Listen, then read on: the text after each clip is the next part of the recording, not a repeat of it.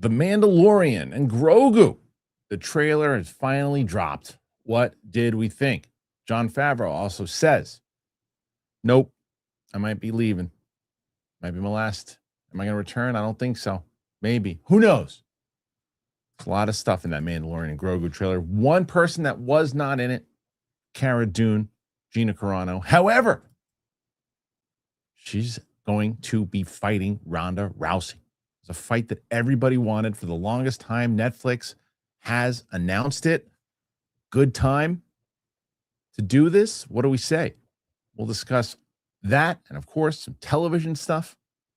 So let's get into it. It's myself, Roxy Stryer, Mandalorian and Grogu breakdown.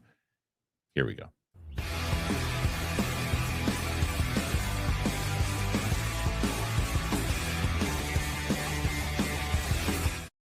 Nice to see everybody back today on the Kristian Harloff Show today on this Tuesday. Normally, it's myself, Roxy Stryer, and Mike Kalinowski. Mike's on Thursday, so it's just old school today with me and Roxy Stryer. Hold on a second. Where is she? There she is. Roxy, how the hell are you? Wait. How the hell are you? Fine. How are Good. you? Nice to see you. So last night I saw your boy. Idris Elba? Nope. Simu Liu? Nope. Who could my boy be? We've discussed this person many times on this show.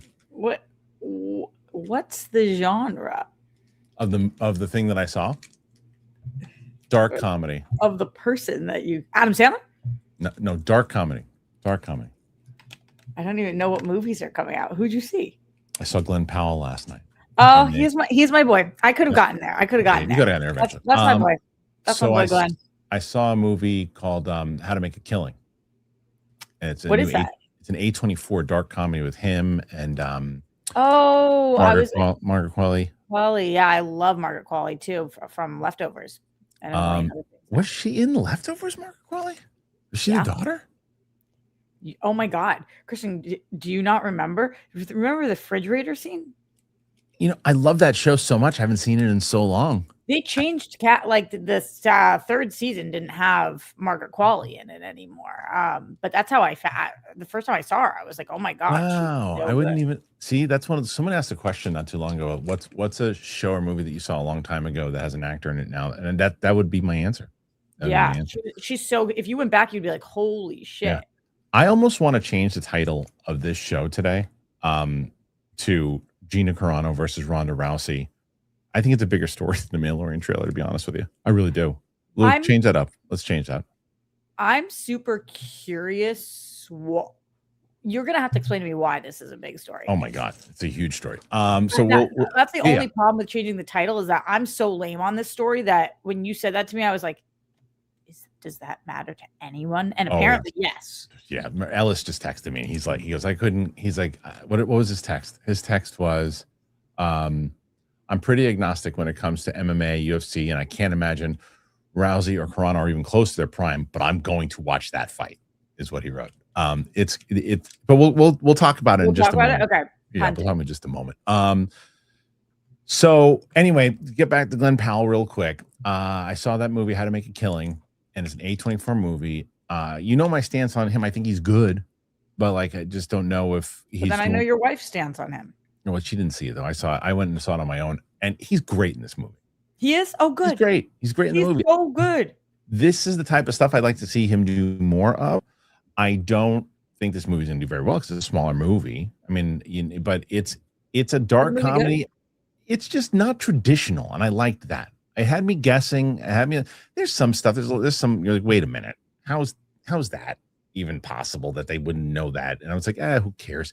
But overall, do you know what the story is about, or you know nothing about it? Nothing. So he is this guy who was, his mother was part of a very like wealthy, like Rockefeller type family. Is this based on a true story? No.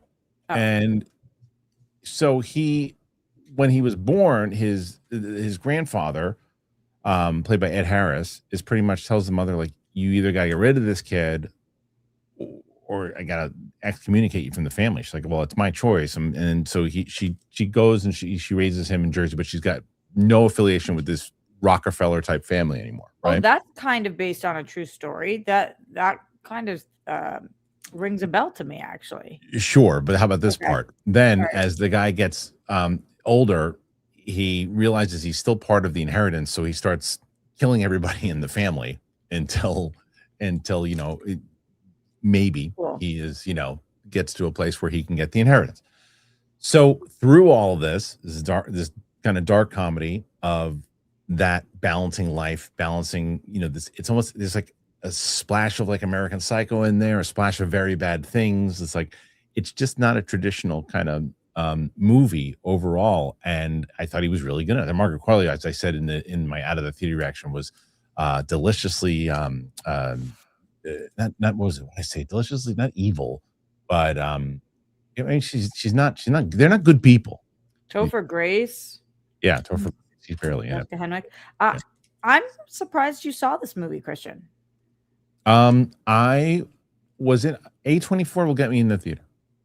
Yeah, their movies are amazing. Yeah, John Patton Ford, who is the director writer. He did a great job in directing it.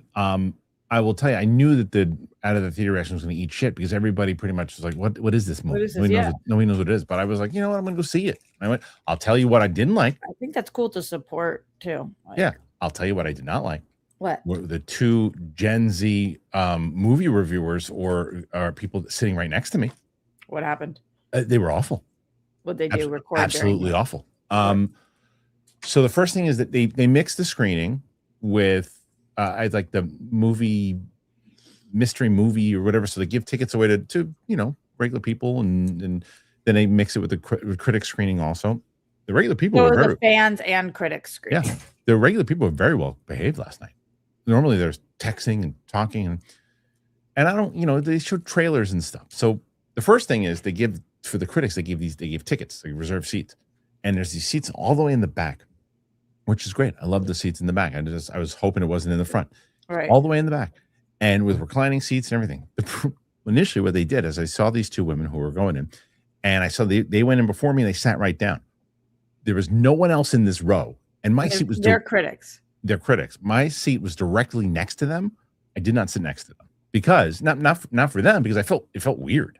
It felt weird, like everything's empty and nobody else was there, and I would just randomly sit next to these two women who were having a conversation before the movie. I was like, I'm not doing that. I'll go sit in the middle, and if anybody asks me to move, then I'll just. And nobody did, so I just sat there. Become a middle seater for last night, yeah, because there was so much room that I had no problem getting out if I needed to. So that's usually the thing. There was very comfortable seats, and they were talking before it started, and that's totally fine. So cue the trailers. Now, they don't normally show trailers at press screenings, but this was a mix, right? So they show all these different A24 trailers. Okay. So these women decide, because they're critics and because the movie's not officially starting, that they're going to talk as loud as they possibly can. During the trailers? During the trailers. Weird. My ear was bleeding. And I said... don't exaggerate for a second. What was the actual volume? So if enough that you were in the middle row on the bottom level, you heard them. Like this level. They were talking at this level. I would say that probably, yeah, at that level. You'd be like, so, my interview's coming up with that person, and I don't give a shit. No one else does. Yeah. Shush. Very odd. It was terrible. And I'm like, do I say anything? And I'm like, I'm not going to say anything right now because it's the trailers. I think it's a dick move to talk during the trailers, but I understand not I understand the mentality. I know what they're doing right now. They're like, we're not going to talk during the movie. And they didn't talk during the movie. So I didn't say anything, nor could I. But they were at this level, and the conversations about who's being interviewed and who's going to interview and what's this going to happen. And I've got this and this.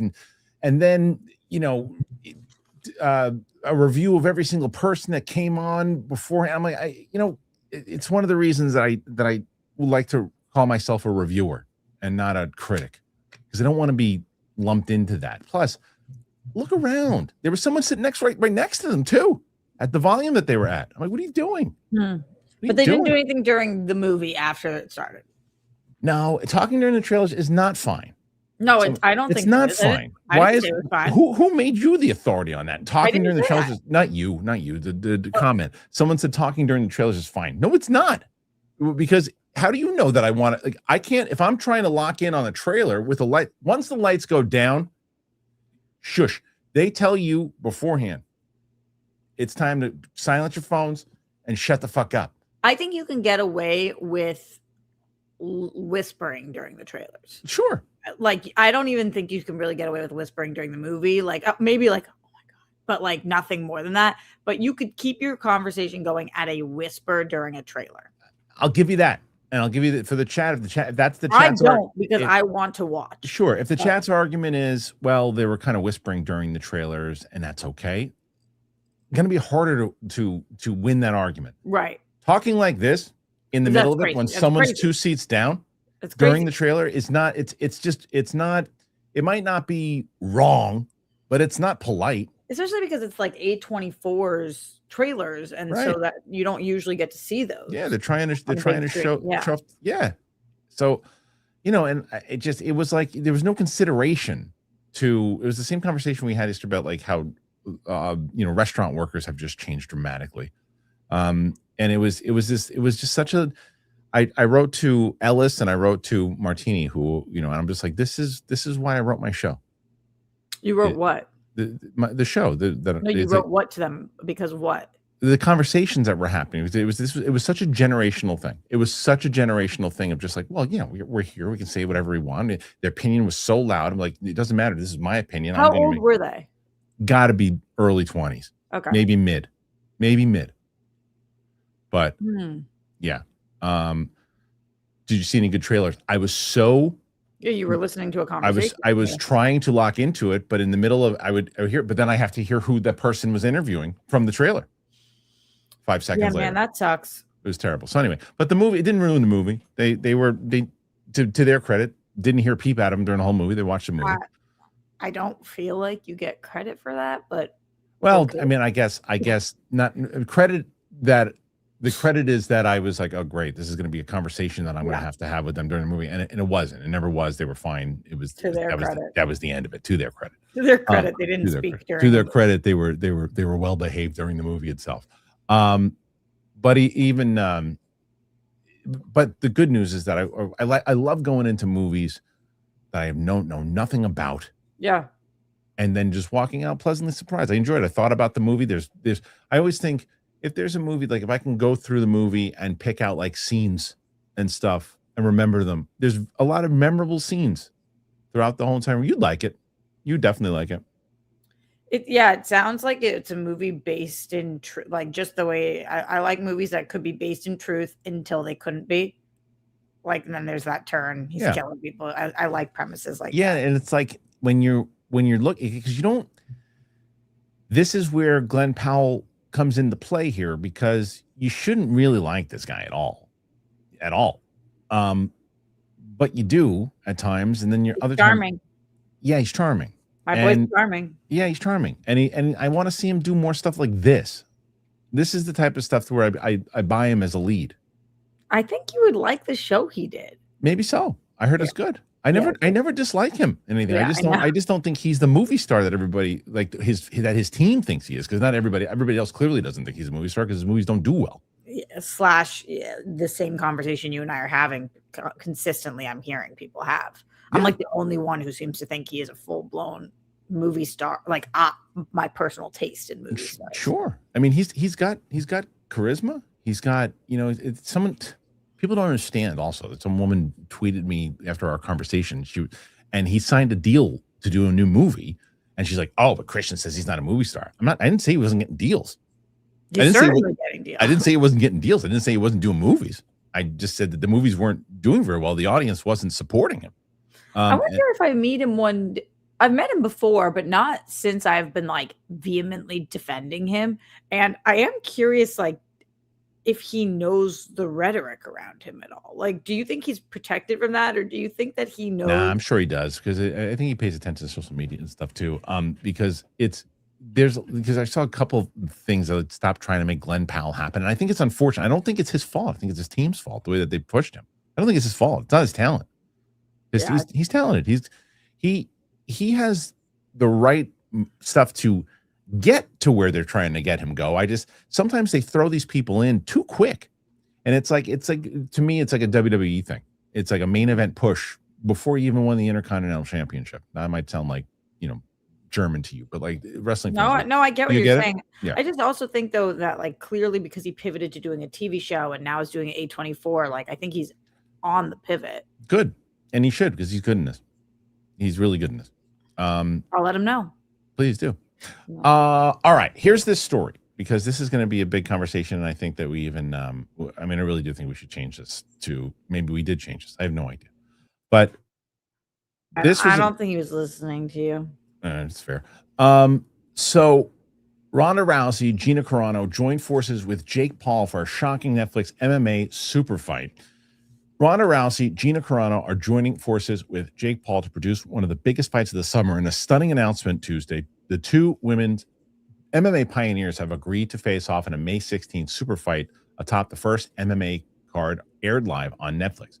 Rousey vs. Carano is expected to be contested as a 5-round featherweight bout, 145 at the LA into a dome. Paul's most valuable promotions will promote the historic card. And yes, I already looked into trying to get tickets.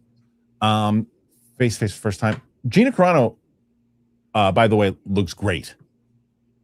What do you mean? In this picture? She's getting herself in shape. Because for fighting shape. Like she's getting herself.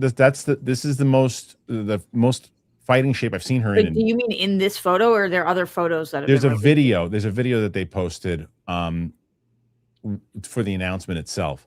Rousey, 39, is one of the biggest draws and most influential athletes in MMA history, an Olympic medalist in judo who parlayed her gifts into a lightning-in-the-bottle run as a prize fighter. She famously played an integral role in UFC CEO Dana White, opening the doors for women to compete in the UFC. After capturing the Strikeforce's women's bantamweight title in 2012, Rousey then marched her belt into the UFC and defended it 6 consecutive times from 2013 to 2015, becoming one of the most famous athletes on the planet in the process. Rousey's widely publicized reign ended back-to-back knockout losses to Holly Holm and Amanda Nunes, after which she retired from MMA and transitioned into the WWE. Carano, 43, was the biggest star in women's MMA history prior to Rousey's arrival. In 2007, her and Julie Kedzie competed in the first ever women's fight televised on Showtime. 2 years later, Carano made history again when her and Cyborg became the first woman to headline a major MMA event, with Carano losing via first-round TKO in their lightweight championship bout.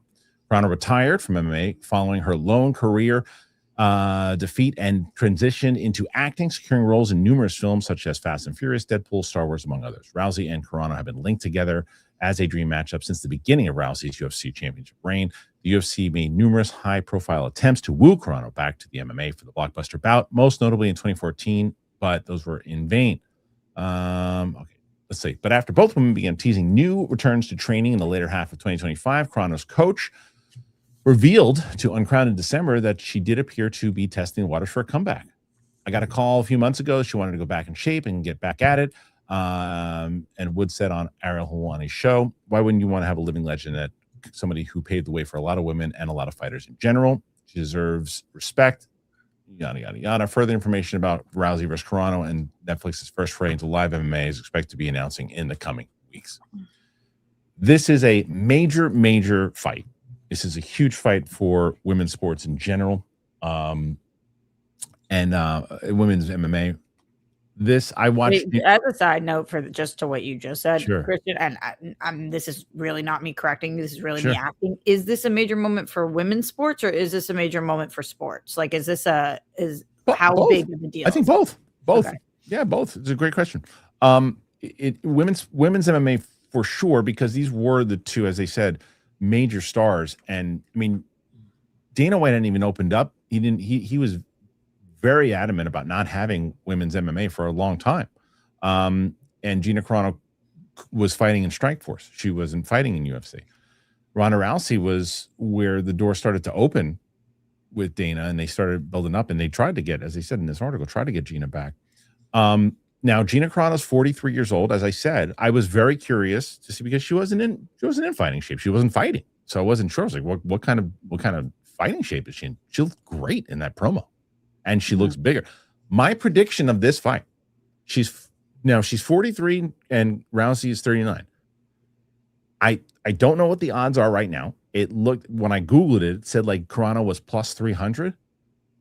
I think Carano is going to knock Ronda Rousey out cold. Really? Yes. I think she's going to knock her out cold, and I'll tell you why. Because why. of her size? Not just because of her size. I'll tell you why. Mentally, Gina Carano is a stronger fighter mentally in the ring itself. Ronda Rousey, since those 2 losses, that invincible thing that she and Tyson had went away. If she cannot get the taller, bigger Gina Carano down for a judo and a submission, which Cyborg had some problems doing. Cyborg had some problems getting Carano down or moving her around, and Carano was throwing bombs. I don't know if Carano can still move the same way.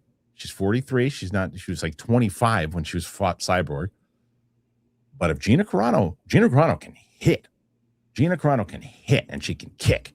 If she lands a shot on Rousey, see you later. Okay, to play devil's advocate on a subject that I don't know about. Sure. Ronda's stayed in fighting shape and been fighting, right? Like she hasn't. Sorry, Gina's been in fighting shape and Ronda Rousey's been in fighting shape. Ronda's been out of fighting shape. She's been in 100%, because look, when she was definitely in shape for WWE and still keeping active, and then she took time off, and I think she has had a family since and all that, but definitely has been more active athletically than Gina Carano has recently. There's no doubt. As far as in shape and all that stuff, maybe so. And I don't know who's training Gina or whatever. I'm talking about the mental aspect of fighting. That is where Ronda Rousey has struggled. Where does Ronda come from? What's her upbringing? What's her history? I don't know enough about that. I know that she was trained by Judo Jean, who's one of the most. Look, her judo skills. I mean, if she gets Gina on the floor, then Gina's gonna have problems. Gina's gonna have serious problems.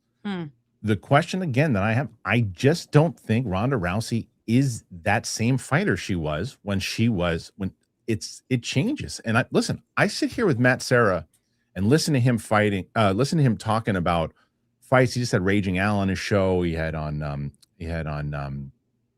had so many different people, and they talk about it, how your confidence and your mentally things change after a knockout. And 2 back-to-back, I don't want to say embarrassing knockouts, but like she got knocked off a pedestal quick, and she's been very open and bitter about it on certain every time she talks about it. Do you feel like Gina though has been having like mental knockouts for the last several years? Different. We're talking different things. I know where you're going with it. I'm curious. But look at that. Even look at what you're talking about, right? You can't say whether you agree with her or not, right? Or anything that she's talked about and in the way that she's been in stuff. She's pretty much stands for her. She doesn't seem to like mentally bend waver. the knee. She doesn't bend the knee. She seems mentally strong when she's talking about things in general, whether you agree with her or don't agree with her. And that's the thing that's part of her fighting mentality. You watch some of her old like kickboxing, some of her Muay Thai fights that she had. Holy shit! I mean, she's a brawler, and she can scrap. And I just don't know at 43 if she can do it still. I wonder though if that's kind of what I was getting at. So what we know about Gina Carano is that she's not hurting in any way for money. For her life. Like she has stayed living this like insanely beautiful, always has, grew up wealthy, extremely wealthy, stayed extremely wealthy. Doesn't need to untouchable pretty much. Like doesn't mean that she's still booking big movies or big shows, but people could also argue that it's because of her acting ability as well. So whatever it is, I just wonder if she like needs this as bad as Ronda or wants this as bad as Ronda. That's also great. That's a great question. The question is how much does Ronda really need it? In the same conversation, right? It's like, yes. I mean, I don't know if she saved her money from WWE. Maybe you're right. I don't know if she saved her money from UFC. I don't know the No deals idea. that she gets. Who knows? But what it is that Jake Paul, you say what you want about Jake Paul.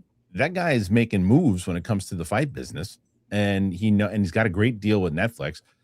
They're putting out fights that people are getting excited about, and people are like, well, this is not a super fight. Neither was Paul and Joshua. And how many people watched that? What's the answer to that? Well, from what I saw, it was a massive Success win for them. But I mean, look at Tyson versus Paul. Yeah, and that's not a super fight. It's just two big names. This is, again, when you break down what they have accomplished, and the thing that could be what you asked earlier, right, is the fighting shape side of it. How long has Gina gotten herself in shape? How long has she been training in general? I think that this, though, is so big for her because of what you such a great move for her. I mean, such a smart her team doing this. It's the only thing you could possibly ever get me to care about Gina Carano doing. You just said it, right? And so, and if she wins the fight, if she does it, and maybe whatever it might be, people love you, people hate you one day, they love you the next day, whatever it might be. Not everybody. And even if so, maybe there's people who just never going to like her. Never. Well, they're going to watch one. They're going to hope Ronda Rousey chokes her out. Right. And then this could be, if she wins and beats Rousey, this could be to her team, another comeback thing of getting back into movies, back into television. I honestly agree with you, especially because while it sounds like, and I was in a movie with Gina, and I've met her before, but it sounds to me like, I don't know her well at all. We had some mutual friends, but it sounds to me like somebody that I wouldn't particularly be interested in grabbing a beer with based on her, like, who she is and her beliefs or whatever. But like, the thing about that is that while she isn't somebody I would necessarily be friends with, it's not like she did something like a Harvey Weinstein, right? Like, it's not like as a society, it's her beliefs, have canceled her in a way that's like, there's no way I would ever let my eyes watch her on screen. As opposed to like a Kevin Spacey or Harvey Weinstein. Those are different as well. But totally, she has opposing beliefs. She has opposing beliefs to a lot of people. That I don't feel like grabbing a beer with her does not mean that if she's in a fight, I wouldn't watch the fight. And kind of like half because I think it'd be interesting to see her get her teeth kicked in, half because if she can kick ass, I'm kind of on board with that. So it's funny. Because I'm saying the same. I agree with you, but the thing is, like, for me, like, I've spoken to her before. I've had conversations with her. She's nothing but sweet, very nice. I agree. She's pleasant. When I have spoken to her, she's been pleasant. Very kind. From what I hear, Serra knows her, talks about how sweet she is, how nice she is. I never heard anyone say a bad thing about her as far as knowing her personally. Katie worked with her, super sweet, super nice, same thing. But then, the stuff happens, and the way that society is in general, whatever it might be, is if you say it's team stuff. It's team stuff also. And there was a lot of things that she said that I didn't agree with, and some things that she should have, that I thought sometimes, like, hey, you're trying to keep going with your career. Maybe you don't do that, but that's not for me to say. She was like, no, that's what I believe in, and that's what I'm going to say. And there were some things that she said. I was like, okay, I understand her point of view, but I've talked about this many times over. There's certain things like I've talked about it on the political side of things. I hate to tell people this. There are some things that the left side says that I don't agree with. There's some things that the left side said that I do agree with. There's some things that the right side says that I agree with sometimes. There's some things that the right side that I can't stand. I can't believe that they're saying it. It's okay to do that. It's not teams anymore. There are times when people go, wait a minute. That's a good point, but you can't say it anymore because you're on the other team. Yeah, I mean, I really vehemently disagree with a lot of her takes. Sure. When she says things and doubles down on things that I deem to be hateful, I just absolutely think it's abhorrent. Totally fair. But a lot of people in Hollywood or in work say things that I completely disagree with. Sure. It's people's actions that are more make things that I have a hard time separating the art from the artist. Like if somebody does something horrible to ruin somebody's life, I usually don't try to support them. Right. So that's not how I feel about her. I'm like, probably wouldn't necessarily be my friend. But nonetheless, is like what you said is you'll probably watch the fight. I'm interested in it because you're interested in it. Yeah. I've watched Ronda's other fights. I've never seen Gina fight before. I've watched Ronda's other fights. I think that I also find Ronda to be like she's hindered in her acting abilities by her size in a way that I didn't find Gina to be necessarily. Like Gina kind of transferred over maybe because I hadn't seen her fight. But I like Ronda. I don't know anything about her political views, but I've liked Ronda. That's not to me. That is not the case for Ronda, right? Is the political side. For me, the way that I guess I just don't know. I don't know anything about her other than I like watching her fight. What? I just realized I was trying to get. Hold on a second, Roxy. Stall for just 1 second while I try to grab my phone. Okay, yeah, this is really good timing too. I was really hoping to do this part. I'll talk to you guys. Let's see. Politics wars. I think it's relevant here though because like Gina has stepped away for a little bit. Yeah. Now Ronda. What are you doing with your phone? What happened? Matt Serra might call to talk about this. Oh, good. I'm really interested in his take on this. I feel bad for you that I'm your person here today. No, but I guess love I would that. like the layman's take on this fight. And there was this bit once. It was either Bill Burr or Mark Maron that did it. Oh wait. Oh no, is that him? Is that you? Let me see if that's him. Hello? Okay, it's you. I was like, whose number is that? All right. So on the phone with me now. Are you on the air? Yeah, I'm on the air right now. Yeah. So on the phone with me right now is hi. So Roxy said hi. He can't hear you from Tell her I said hello. Okay. So on the phone with me right now is the former UFC welterweight champion of the world, my good buddy. Check out Matt Serra, Geeking Out Matt Serra on his YouTube channel. See, fast plug up there, champ, right away. So I like it. They announced this fight today. Did you see this? Did you know this thing was coming? I had no clue. No clue. And so they announced this, and it's like a super fight of what they both have done. Now, let me tell you, I'm going to tell you my opinion and my prediction real quick, and you can tell me if you disagree with me, and I'll give you a reason why. Talk to me. I think Gina Carano wins this fight. I think that I was so impressed already. She looks like she's in fighting shape from what they showed. I think that Ronda Rousey mentally, after listening to you, I just brought this up before, and all the conversations you've had with the great fighters you've had on your show, mentally after a particular fight of how you handle it, I don't think Ronda has handled those two losses well. Even the way she talks about them in interviews, I feel like Gina Carano in the ring is mentally tougher than Ronda Rousey. I think Gina wins. Okay. That's your opinion. Do you want mine? Yes, of course. Why have you on the show? Shit. Well, this is the deal. I feel that the gap. First of all, they both haven't fought for a long time, and for Gina, it's even longer than it is for Ronda. Yes. That's one. And two, you got to look at the skill set. There's too much of there's too much of a advantage with Ronda and her judo and her grappling. I feel that the second it gets into is she able to do what Amanda Nunes did or what Holly Holm did? Right. She's a skilled kickboxer, but is she that much of a well-rounded mixed martial artist? Because those other two girls are very well-rounded. And I like Gina a lot. I think she's cool. You know what I mean? I think she's a great striker. But I feel she's going to get taken down. If Ronda fights the way Ronda should, I feel that it's going to be a first-round arm block. She looks like and when they were sizing up, she looks, taller and bigger than Ronda. Is that going to be tougher for Ronda to get her down, or no? Her judo skills. No, that means you got some nice, long, big limbs to get a hold of. Yeah. Ronda's grappling people. Y'all must have forgot.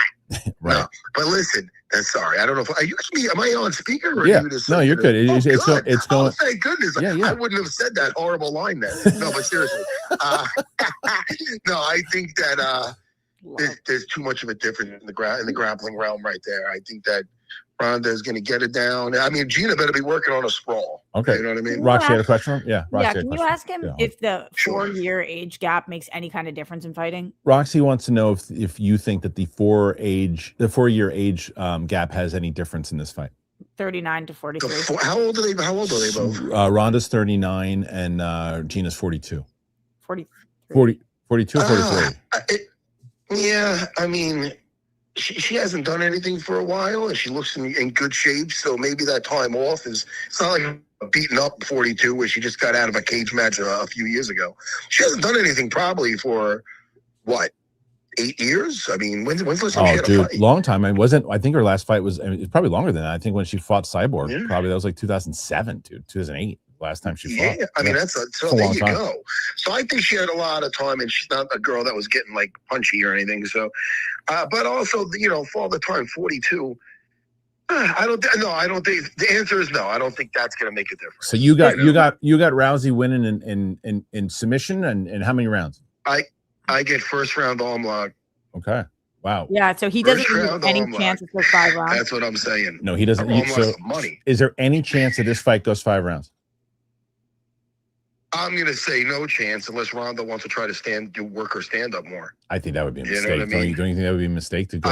I think that would be 100% a mistake, and I think she's going to hopefully learn from her mistakes. And I don't know who's cornering her or what's going on with that, but I feel she's gonna get her down and have her way, to be honest. Right. And I like Gina a lot. This is just me looking at this fight on paper. I mean, why would she want to do the Thai boxing with a Thai boxer?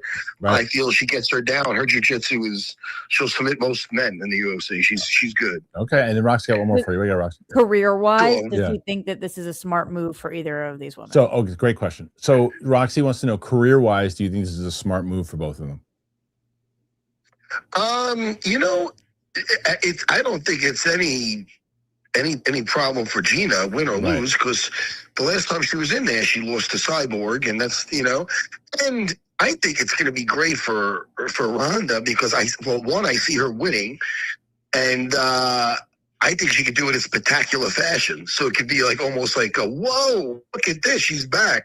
Yeah. So I think it's a great career move. But then again, if either one of them loses, it's never great for them. But depending on how they, it's the end of the world. Yeah, depending on how they lose, right? Well, let's look at that's true too. Sometimes there's people that have a loss and I consider that almost a win the way you fought. You know what I mean? So, but I don't look at it like that. I think that I think this is going to be big. I think it's a great opponent for Ronda because Gina's very well known, and when you look at the skill set, it's definitely it's to me. I just look at Gina's should be. What is this in May?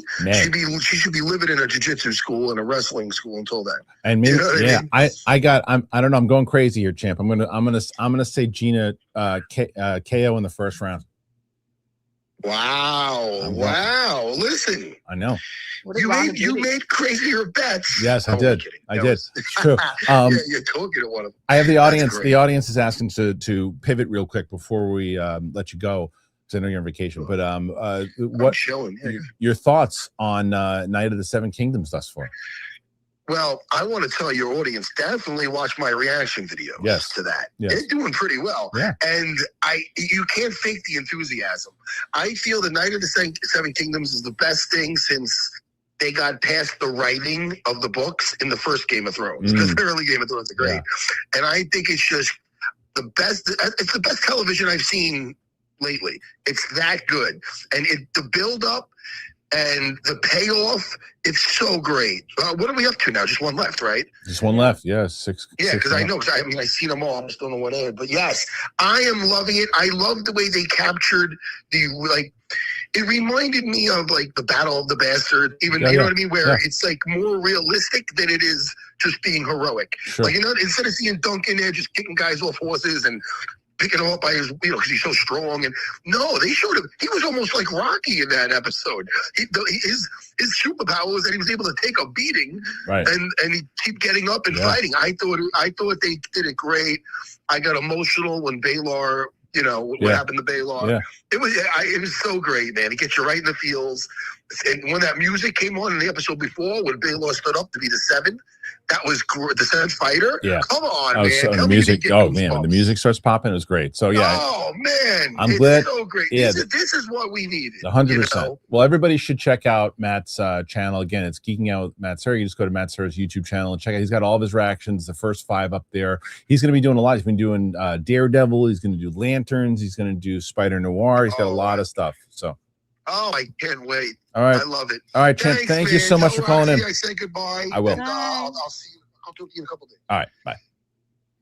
Here he is. Great Matt Serra, ladies and gentlemen. That's what I thought you were going to say, Kristian. So just here, knowing nothing, going into this, I would assume that people would think that Ronda would wipe the floor with you. Most people are. That's why I think she's going to be like a plus 300. I think she's going to be a major favorite. Yeah, but then you said that, and you know way more about fighting than I do. I know nothing. I don't know. I don't know as much as he does, and he clearly thinks the same way that most people do. Yeah, but you actually are usually a pretty good bettor on fighting, I feel. Yeah, usually when it comes to, I usually don't put bets on sports unless I really feel confident. And a lot of that, look, I got close with the Blue Jays and the Dodgers last year. Everyone thought it was crazy for going with the Blue Jays, and they almost did it. But last minute extra innings, and I got screwed. But normally, I follow my gut, and I just don't think mentally Ronda is that. I sometimes fighters just shut off. I don't care how good your skill is. Mentally, your thing shuts off. Maybe she got it back.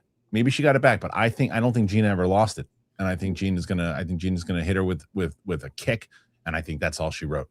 I know you said he was on vacation, so I let him go, even though I wanted to ask him more questions about other things too. But you think that he liked the Mandalorian Grogu? I don't know. Trailer. I don't know. I'll text him real quick and I'll ask him if he liked the trailer. He probably doesn't even know if it was on. But isn't he a big Star Wars guy? He not recently. I'm curious if he liked the Super Bowl spot too. No, he didn't. You talked to him about that? Yeah. That was stupid.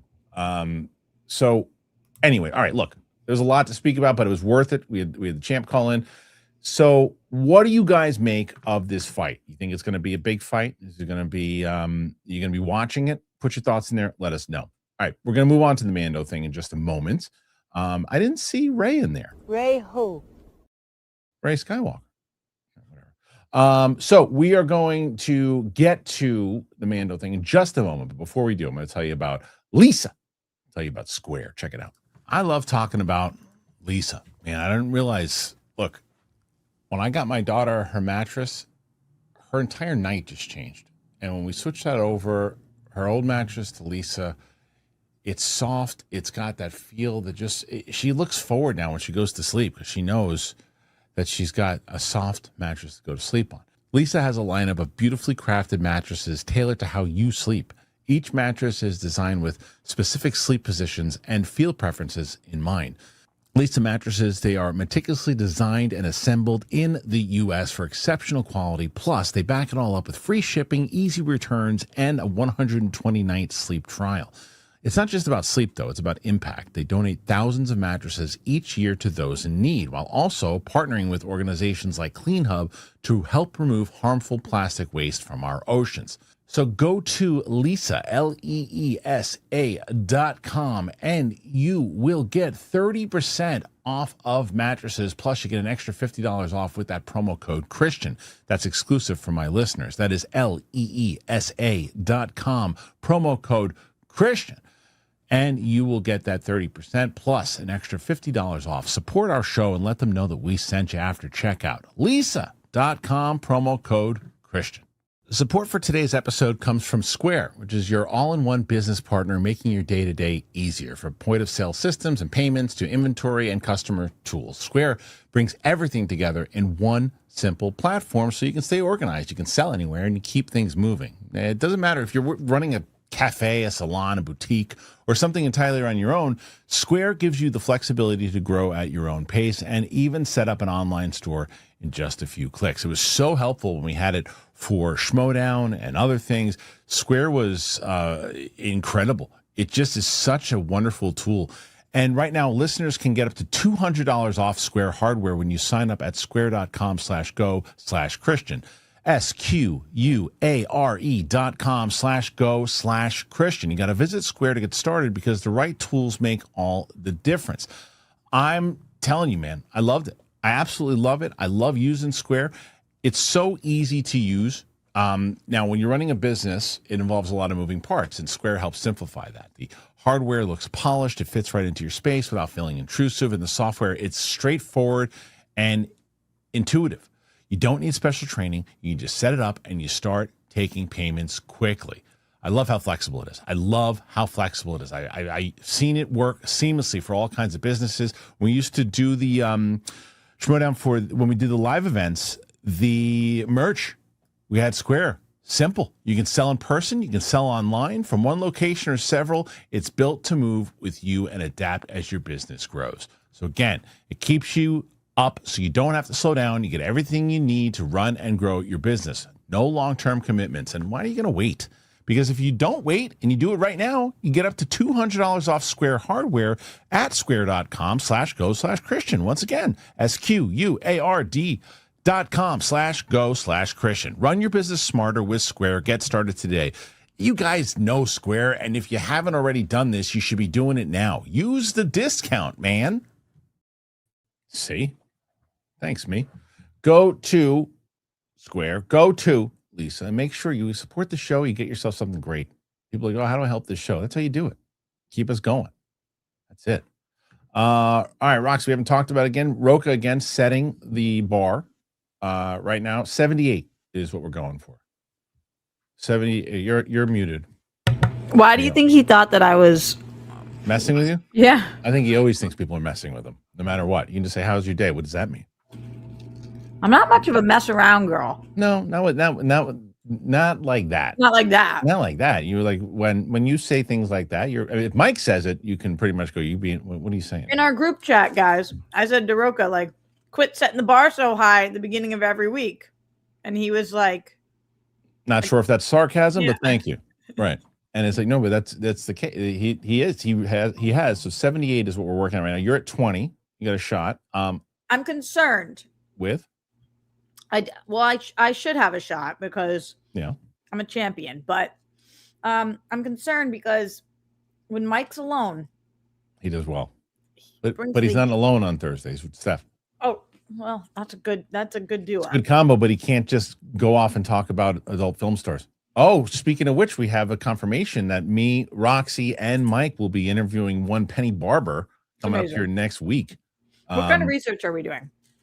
You can do as much research as you want. It's you. It's like, so I'm excited. I'm excited to hear about the research. So I'm kind of curious. Yeah. Because I don't know. I don't know her specialties. I don't even know how many questions I'm going to ask. You know what's so funny? Just to watch you. I feel like she's going to want to be interviewed by you more than me and Mike. This is something amazing. So I've been watching a lot of Bridgerton, Tell Me Lies, all these, just a lot of shows with a lot of sex in them. Right. And the guy that I'm dating from the other room keeps being like, you're watching your porn again, because he can hear all of the sex. See, but that's fun research to watch with him. Now, Penny Barber. I don't think I'm going to watch with him, but now when he's saying in the other room, you're watching your porn again, I'm doing research for work. 100%. 100%. Thank you. Honey, come watch this scene. I want to know. Do you guys call each other honey yet? Yeah, I call him honey. Yeah, makes sense. I call him honey. We spent Valentine's Day together. And that's great. Yeah, well, at that point, that makes sense. You've been together long enough. Yeah, I love that. And I love how you like lit up when you said that. I really like him. Tomorrow we'll have been seeing each other for 4 months. I love that. That's good. Is that a short amount of time? Not necessarily, not in LA. And I will tell the audience that I was able to meet this gentleman, and I highly endorse him. He's a nice guy. I highly endorse him. I think he's a really good guy. So thanks, ma'am. we are going to I don't know when we're going to air that interview. We're going to record it next week. Because we're not doing it live. No, and I potentially have an interview this Thursday with Representative Burleson, who runs the UAP task force for the government. For your other channel? Mm-hmm. I have an opportunity to potentially have him on. He's a lot of things that he's been talking about recently, and then so I'm curious to have him on. I've been working with his rep. Supposed to have him on this Thursday. We'll see if it works out. That Obama thing. Yeah, Obama thing was what we talked about it yesterday. It's like and you saw his yeah. Well, I did a video on it about the guy who interviewed him, which is what a ball drop. But to his credit, he took ownership on it. He's like, yeah, I thought that everybody felt the same way it was when I was, but clearly I didn't, and I should have asked a follow up. And then he's like, and then he went back and then asked Obama's people afterwards. But at that point, it's like, well, actually, see this. You saw Obama's statement on it. Yeah, that was his statement to the host when he followed up. So the host followed up and then posted that thing out there. So, either way, I would recommend people check out the video that I did on it if you really care about it. But I'll let you know. I don't know how you can have, and I get it as an interviewer, sometimes it just happens, but I know how you can have a president of the United States say, yes, aliens exist, and anything that follows, and not ask. Wait, what? Wait, say that again? Yeah, so why are you saying that so definitively? But I didn't like his explanation up top about why he didn't, and then when he said he admitted that he should have. Because I know he said it was speed round, but no, but that's not what he said. Drop every other question you have. I'll put in the video. And the video is like, well, I just assumed that he meant that the universe was so vast that I was like, yeah, and I thought everybody else got that. Once he said that he had never seen anything, it's like, how was everyone else? What did you think of Obama's response? Did you believe it? He said, yes, but he didn't say what he should have said.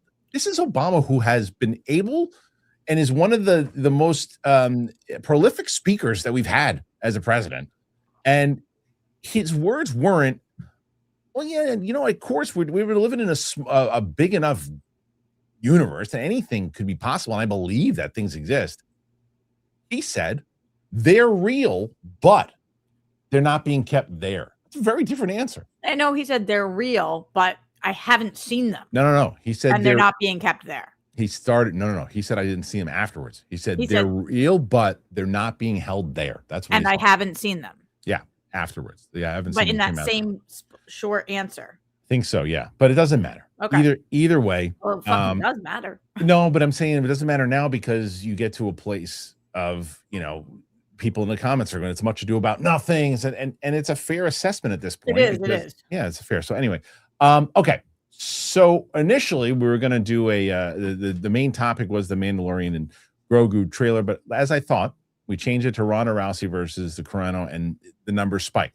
What is that going to say about Mandalorian and Grogu in general? I don't know. But checked out the trailer. So we'll give our thoughts on the trailer first, and then we'll break down the trailer. How about that? Roxy, I'm going to guess that you loved this trailer.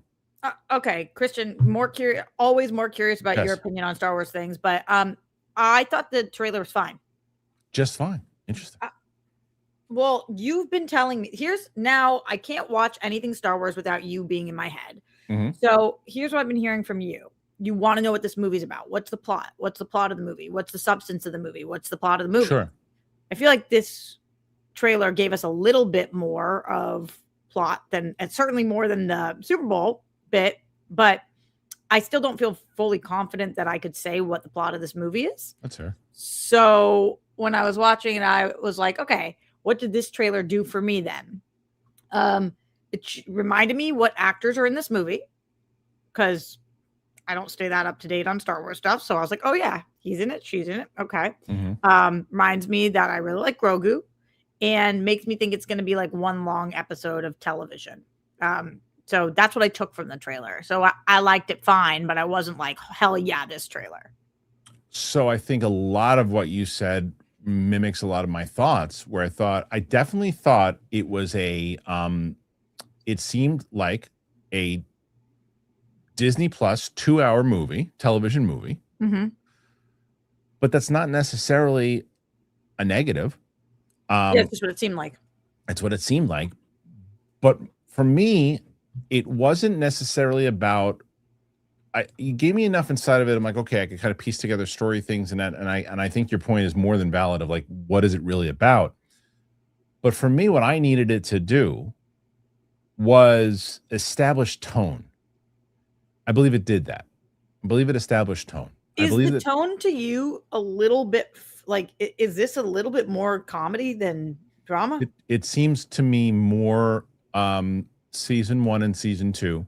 It seems like they're still playing into. I'm still getting a little frustrated with the fact that Grogu really has not evolved. He's just the same little, eating shit and playing with stuff. But what I will say is in the trailer, they address that he's got to kind of let him go and let him do his thing. And like fathers do with their kids, like, okay, go and, just do your thing. And that's kind of, I think, the point of it.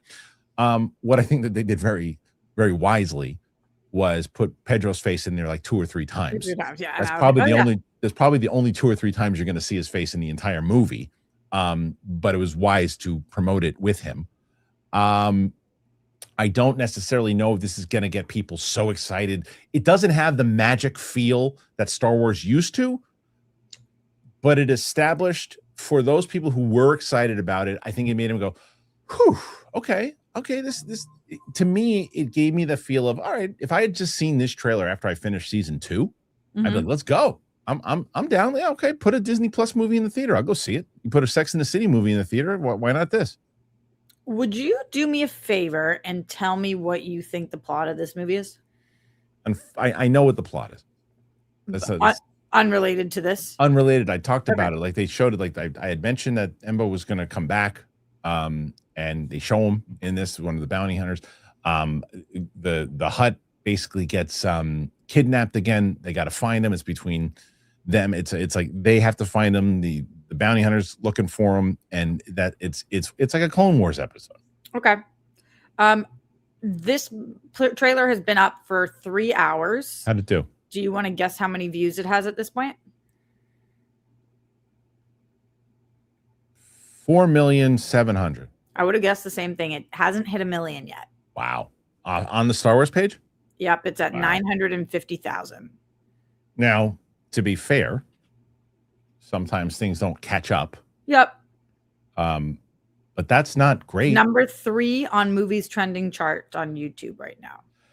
So that's kind of my point. It's just interesting because I would have said the same as you, like 4 or 5,000 is what I would have guessed. Like 4 or 5 million is what I would have guessed. But I'm not kidding around. Like when it comes to, like, I can see it in the beginning of these streams. If we have a title up and the initial number is 300 people, I'm like, we got to change the title. The second I changed it away from Mandalorian to Ronda Rousey and Carano, it shot by 300 more people. That's the problem. Did people know that this was dropping today? Yeah, they made a what do you call it? A little teaser yesterday for it. Okay. So yeah, look. So that's an example. So there's an example where Ed just said, just to give context, right? Ed just said, well, if you look, Kristian's trailer reaction right now has 5,000, is what he said, right? From when I put it out this morning. It actually stands at 8. Mine's actually at 8.5. And that's kind of my point, is that you probably see 5, but in real time it's 8.5. That's what I'm looking at now. So what? Okay, now, so it might be a lot higher. Higher now, dramatically higher. I don't know how much dramatic. I mean, still, you and I just guessed 4 million, and it didn't even hit 1. I gotta assume it's over the 1 million mark. But even if the numbers, let's say it's 1.4, that's still not great. Which, of course, I would dream of having those numbers on a video. No, and it's not refreshing. It's not refreshing. It's a matter of like when I look at this, when you look have at back end stats. Yeah, when you back end analytics, that's what usually happens. So when you catch up, like happens on Instagram too. Yeah, like I have my real number of what it is right now, and you guys have what it is, and then it catches up to it. Yeah. Anyway, so I think that this movie, it just, as I said, I think it was a good trailer. I think that they did. I think this trailer should have dropped during, Super Bowls. and I can't remember if it was on this reaction or in the live stream right now. Someone's like, oh, but it cost too much money to drop a trailer during the Super Bowl. The money you spend on that little stupid thing that you did, drive those people over to the YouTube channel that day and drop this trailer. That's the conversation. You would drop this trailer, you would have a very different conversation that day about this. Now, would it have equated to, more than 1 million views? Maybe. I don't know. Why did they drop it today? Oh, Roke and I had this conversation yesterday. We wonder if because the pushback was so bad for that trailer, that thing that they showed, that they maybe said, okay, maybe we have to actually show people stuff because we're getting some bad will now. I don't know if that's the case. But today is nothing? Not really. It's just maybe it's a Tuesday. Tuesday is a good time to normally drop trailers. So people do Tuesdays. Trailer Tuesday. Yeah. So I don't know. I don't know. I mean, look, I guess we don't have to go in a shot by shot breakdown of this thing, but it just is. I think that this is a movie that I'm very curious to see what I think that this was intended to do, and I think it hit. Maybe it didn't if it only hit 1 million views, but I think that for the regular mainstream audience to get, Grogu's going to be a movie. Let's take the kids. So the kids go see Grogu. He's playing with shit in the beginning, yay! But the part of it where I liked is okay, but I see the Mandalorian like he was in the first and second season when he's walking, he's blasting fools, and the Imperial is on the ground, shoots him. You're not getting up, a-hole, you're out. And he's still got that thing to him. He's fighting. It looked like Thor Ragnarok when he's fighting the Hutt. That was cool. That's a cool image. Like if that image comes out 10 years ago with a Hutt fighting a Mandalorian, people would have lost their mind. Kristian, you're trying to do your job, and I'm trying to be a gossip for a second. Mm-hmm. Do you think that it was relevant that the Gina Carano thing was announced this morning when this trailer dropped? Yeah, I don't think. You don't think there's any? I think the Carano story clearly it is a bigger story than Mandalorian, and I think that overall will do better viewership when it comes to. But you don't think there was any relevance to them dropping that story right when the Mandalorian trailer drops? It's a great question. I don't know. Maybe so. Maybe it's crossover to where, you know what? Maybe you're right. I shouldn't shoo it off. I think that. I shouldn't shoo it off. It could very well be part of it. It was like it's kind of funny timing. Yeah, maybe her team, because they knew that the trailer was coming out. Maybe her team's like, let's announce it tomorrow. Right. Like if people knew that this was coming. I wonder if because Luke sent me that notice about or the ad after the trailer dropped. So I wonder if they said, you know what, go with it now. Like because of how things were trending, or could be on purpose. They wanted to show that they could trend more. No, you're right. It could be on purpose for sure. And I think more people right now are talking about Carano and Rousey versus this trailer. It's true. Totally true. I mean, you got Matt Serra on the phone, and that's what people wanted to hear him talk about. 100%. I mean, but it's also, to be fair, I mean, that's his field. But he also he does. Yeah. Yeah, he does. Okay. Otherwise, it's a very interesting coincidence. No, I think I wish I wouldn't have shoot it off so fast, because I think you make a very valid question. You are sitting here like being so legit, going like shot by shot, and you're talking about the important things, and I'm like, but what about pettiness? No, but I think that's part of it. I think it's part. I think that when you look at certain marketing things, it's like, it's like her team's like, we want you to make this announcement. Especially that's kind of Jake Paul's MO is you're going to be watching this, but what if you were actually watching now? This? Wait a minute. When is that fight dropping? Wait a minute. Hold on. In May, right? Yes, and so does Mandalorian and Grogu. Oh yeah, May 22nd is Mandalorian and Grogu. Okay, so let's see. Carano is, when is that? May 16th. So it's the week before. Okay. It's the week before. It's funny. He wants to put a big numbers the week before. I don't know. It's funny. Yeah. It would be hilarious if it was on the 22nd. It would be so funny. If it was the same, it was on the 22nd. That maybe the announcement came today. That would have been huge. That would have been, oh man, that would have been hilarious. Is that a missed opportunity, or is that? I think so. I think it wasn't. If maybe the venue wasn't available that day. That would have been amazing if the opening weekend that would have been amazing. It would hard to be mad at that. It's kind No, it would have been amazing because it would have 100% would have kept people from going to the theater on that Friday or Saturday, whenever it was. I Easily. kind of love when people become their pettiest selves. Sure. Like, Sure. they do it for the plot. Yeah. So in my mind, I just feel like they heard yesterday that this announcement was coming out, and they were like, "What if we can trend higher than them? Yeah. Let's drop it same day, the bigger event in May." I don't know. Maybe so. Maybe Jake Paul and Gina Carano also share very similar points of view. So they probably Right. give the middle finger to Disney and let's announce it on Tuesday when they drop the trailer. I could see that happening for sure. Anyway, what do you guys make of the trailer itself? Did you like it? Did you not like it? Did you think that it's going to be, it's same old? How's the marketing? Were you disappointed beforehand, but now you're excited? Were you excited beforehand? Now you're disappointed? Put your thoughts in there. Let us know. All right, Rox, let's get into some TV, Okay. and then we'll do the questions. I kept it small this week Okay, so let's. because they're all things that I need to talk about for an extended period of time. Understood. Let's start with this one. Okay, so Shrinking is on my list because it's on my list every week that this show comes out. Man, I wonder what's going on with Brett Goldstein, because they kind of like don't have him really on. They kind of not wrote him off the show, but I think that has to do with the Ted Lasso reboot or the new season of Ted Lasso. He must not have been able to be both places at once. I do miss his presence, but he's in Shrinking? Yes. Oh, did he debut in like season 3 or something, 2 or something? 2, yes. Oh, okay. Big character. Oh, okay. In the show, and he writes the show or works on produces the show. Yeah. He actually is the one who he flew to London to convince Harrison Ford to do the show. Oh, wow. I didn't know that. Okay.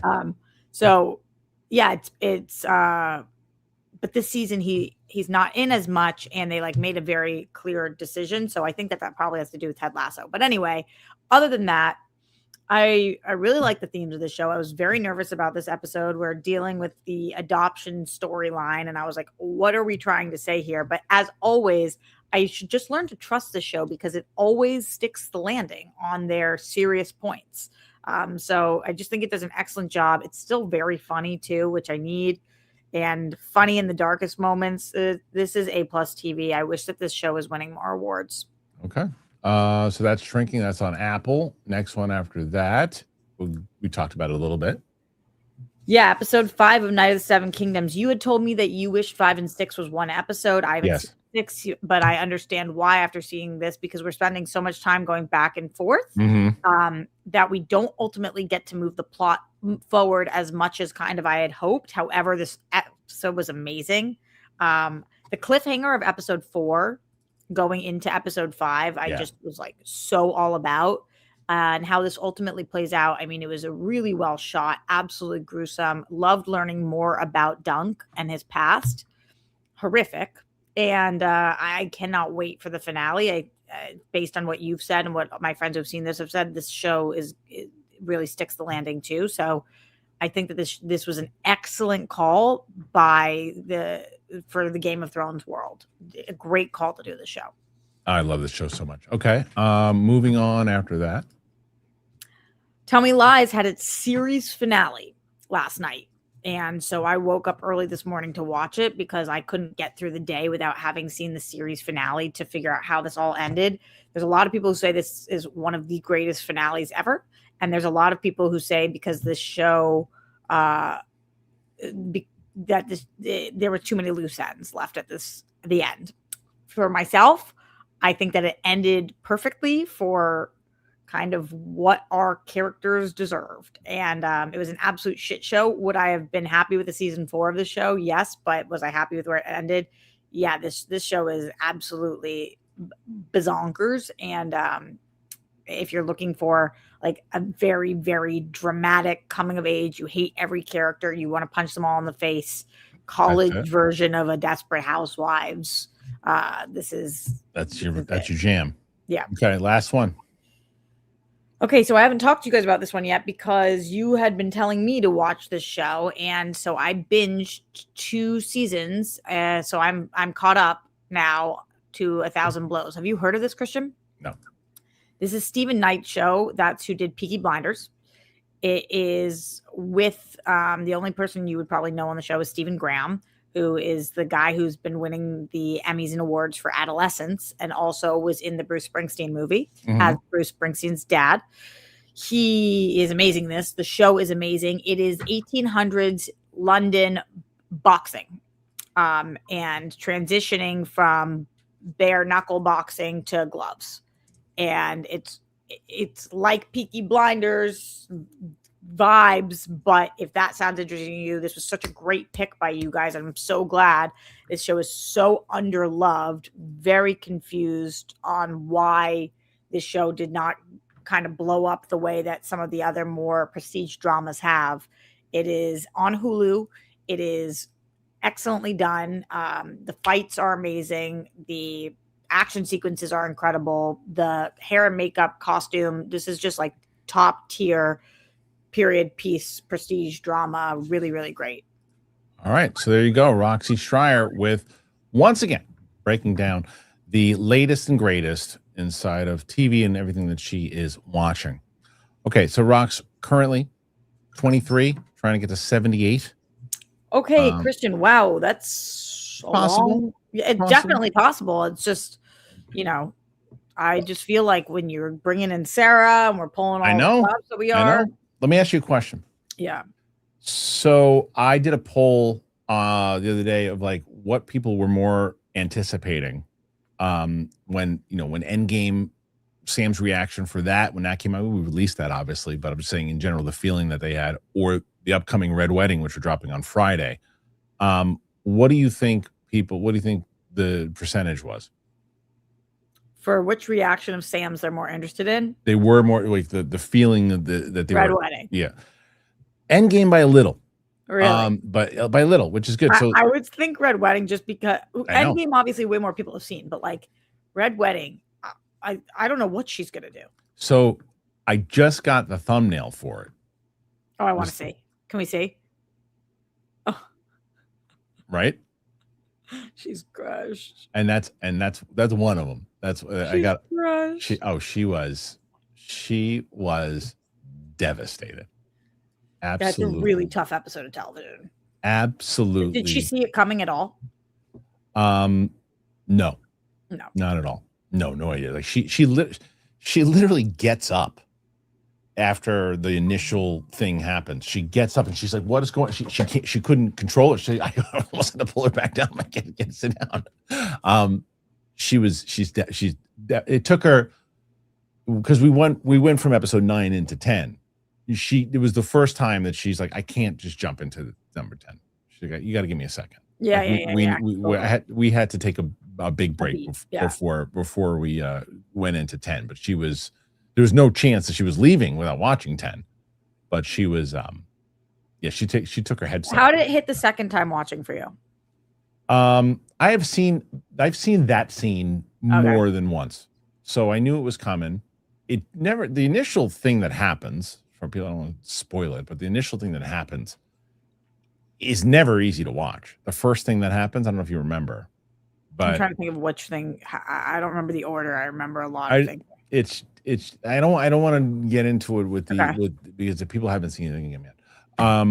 But the first thing that happens, that's the thing that I'm like, every time I see it, I'm like, I still can't believe they showed it. But yeah, that one, I'm curious. What do you think? Over, under? Because I thought the Ned Stark episode 1 would have done, but it did okay, like little over 30,000 views.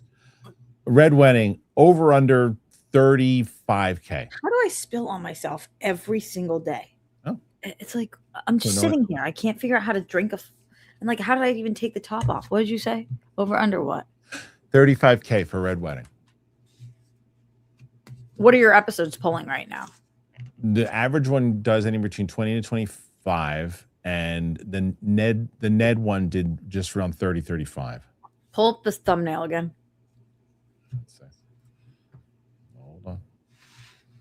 Hold on. Almost there. There it is. My honest assessment would be that they need a different face for you for the thumbnail. Okay. There is another thumbnail. I'll see what I mean. And then the thumb has so much to do with the numbers on this. All right. Well, let's see. There's another. You're not giving much there. All right. There's another one. I'll upload it and I'll see what the audience thinks, which one they like better. But let's see. Like I'm in a white shirt and it's now just covered in tea. Oh, you'll be all right. Okay. I think I would like to see you hit 40. Yeah, that's your face here is way better. I think that you should do her last face with this face. I'm gonna see if they switch it. Hey, can you put my gritted teeth face with Sam's crying? Yeah, exactly. And then use Lady Stark in the middle. I also know that this is how they do it, but isn't there? I guess you would know it's Red Wedding. They do it like this for Rejects too, but for when you just write the episodes, like sometimes I wouldn't know that it was the Red Wedding. I'm gonna write it in the title. Yeah, I'm gonna write it. I'm gonna make sure that it says Red Wedding in there. So I don't know. I've been looking at the chat. What are they saying? Over under 35. We got easy 50K. Oh wow. Okay. 50K is never easy, but I definitely think you can do it. I'm wondering. AI that thumbnail? Nah, I'm not. I don't want to do AI for the thumbnail. I don't usually do. We don't do AI for the thumbnails, so not gonna do that. Okay. Let's see. What do you guys think about the TV picks? What do you think about everything else? Put your thoughts in there. Let us know. Before we get to your questions, everybody. Before we get to your questions, I got one more peeps to tell you about. One more peeps. If that makes sense. Let me tell you. Cash App rocks. Tell you about Cash App. Scams. There's tons of people out there trying to do scams all the damn time. So I got scammed. I've been scammed.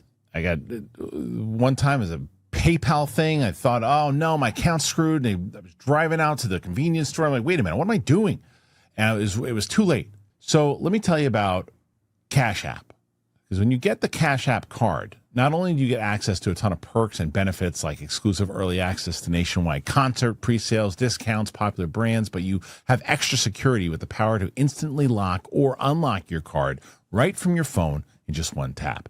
So if a suspicious transaction pops up on your card, Cash App, it's got your back by automatically declining the purchase and sending you a heads up to confirm if it's you or not. Now, behind the scenes, you can rest assured knowing that your account balance is protected by 24/7 fraud monitoring.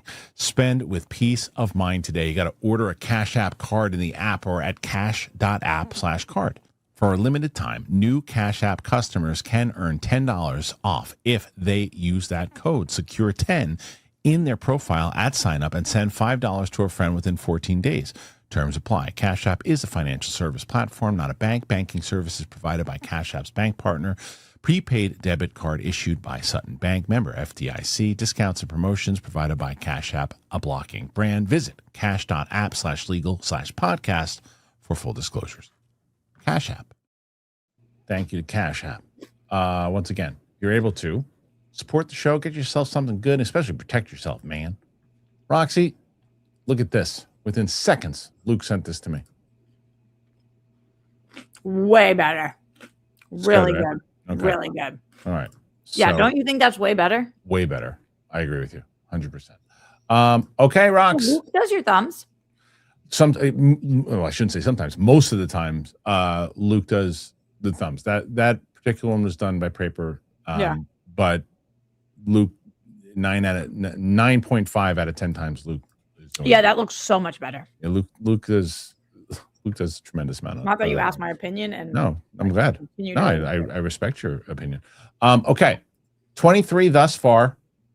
New member for me, myself, 69. There you go. Woo! Silly Cyclist became a member. Thank you so much. This is the way to promote the better than a Budweiser parody. 100%. Still looks like a D+ release. Agreed. We'll wait for reviews before buying a ticket. I don't think there's anything unfair about that statement. Jason Murray became a member. A lot of new members. Good time because we just set up a live stream, we do a monthly live stream. So I think it's set up for that. I think actually set up for the 20th. So, okay. Jason Murray, thank you. Millie Alcock was on a show called Pine Gap on Netflix. Says Go Pal. Do we still even have that clip? I don't really even have that clip anymore. Do we? Do we get rid? I can't believe we got rid of that clip. Man, that was embarrassing. Cock? Oh, we didn't. Okay, good. Okay. So Gopal says, until you mentioned Henwick, I assumed Quali was the love interest in How to Make a Killing. Henwick was underrated on Netflix Marvel shows. She's really good. She was excellent. I wasn't as familiar with her. She looked familiar, but I wasn't as familiar. She was excellent. She might have been my favorite character in the movie. Huh. I liked her a lot. I thought she was very sweet, and real. I thought she did, and she had real. So I thought she had excellent chemistry with Powell as opposed to in Running Man. My man can have chemistry with anybody. He didn't have chemistry with his wife in Running Man. And I think that was the woman from Sinners who's great. They had no chemistry. Really? That's a bummer. No chemistry. But they had great chemistry. Go Pal. Roxy, I like the overshirt half on look. Nice. Perfect. Oh yeah, it was falling off for a second. Sorry, now it's fully on. Johnny Patrice. Roxy, if you look at that's stupid avatar. That's pretty good. Roxy, have you watched season 1 of One Piece yet? No, but I think I will. Good. You said March, right? Yeah, you gotta watch it so we can talk about it. Yeah. Johnny Venerable. They should have never killed off Cad Bane. They'll probably have. Everybody comes back in Star Wars.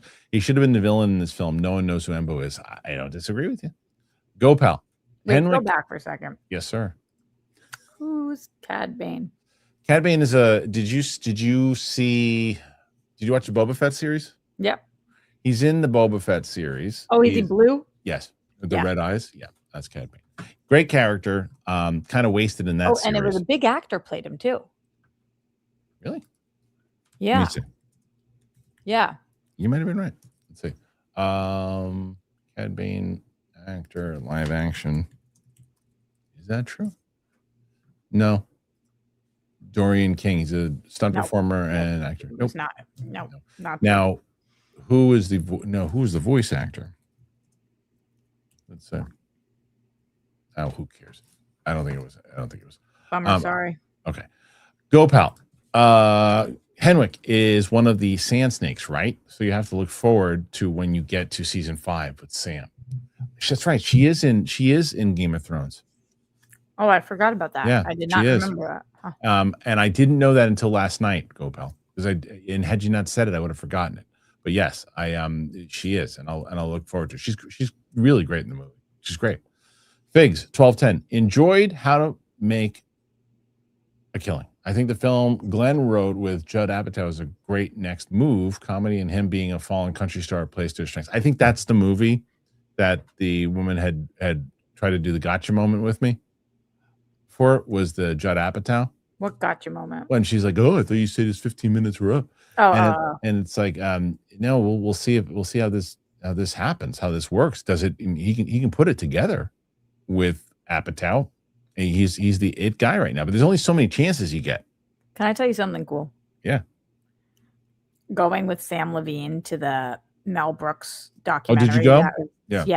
That was directed by Judd Apatow, and Judd and Sam are friends. Yes. So being able to like stand and talk to Leslie Mann and Judd Apatow. That's cool. With Sam. That's fun. Surreal. For so long. I think I said about 2 words. I was like, yeah, you don't need to. They go way back. I mean, they go way back. Yeah, freaks, man. Yeah. So that was cool. Okay, let's see. So enjoy and his strengths. Yeah. I mean, of course, if he's writing for himself, I mean, I can speak from experience on that. Soup of Ash. Rousey's weakness was that she's not a boxer. Yes. Holly Holm had boxing experience when Rousey got exposed. That and same with Nunes. If Ronda can land shots, I mean, if Gina can land shots and keep the distance and I think Matt's 1,000% right. She's got to be working on that, on blocking those takedowns. If she does that and she can keep her endurance going, I'm telling you, man, she's gonna hit one. Gina can punch, and the last thing to go is you punch. She can punch. She hits like the first thing to go. Your speed. Yeah, and legs only last for so long. But and like, again, she's 42 or 43, whatever she is. That's it's and she had and Matt's right. She hasn't fought in a long time, and she hadn't been training. So, the question again, I is John Roca says John Roca. Yeah. What did he say? This is a ridiculous idea. Come on. What is the fight? I don't know. What else would he be referring to? You're a lunatic. It's a great idea. Very smart idea. It's going to do great business, and it's going to be a scrap. And do you think that? And I wonder what he probably definitely thinks. But see, I don't think. And Roca, I tell you this to your face if you're on Monday too. I don't think that Roca can separate the political side with Gina Carano. He said none of them have the ability anymore to put on a good fight. I don't agree with that. I think for MMA is different than boxing. Who would win in a fight, Roca, Jeff Snyder or Ronda Rousey? I think when it comes to MMA you can put on better fights than you can with boxing. And if Gina's moving, if Gina can just throw a couple, she can throw kicks, man, throw punches, and she can hit. I think John you're wrong. It's not about politics. And then he said, LOL. Oh, you son of a bitch. He LOL'd me. Watch this. Are you going to block him? I put him in timeout. Roca, feel free to text me. I'll read them out loud. I got you. I had to do it. I put him in timeout. I know him so well. He's like, you mother. He's laughing and cursing at me at the same time. There's nothing that makes somebody feel more helpless than being in timeout. He's cursing me out right now. He's laughing and he's shaking his fist at the same time. And debating leaving the channel. He's done with you. Oh, he'd probably be like, "Fuck you! I'm not gonna comment on the way back." I love that. That's just show you. I've known him. Holy shit! I think I know him the longest out of all of you. More than Mike? Yeah. Yeah, because I joined the theater school first and met John there, and then met Mike afterwards. Yeah, I know Brett since when I moved to LA.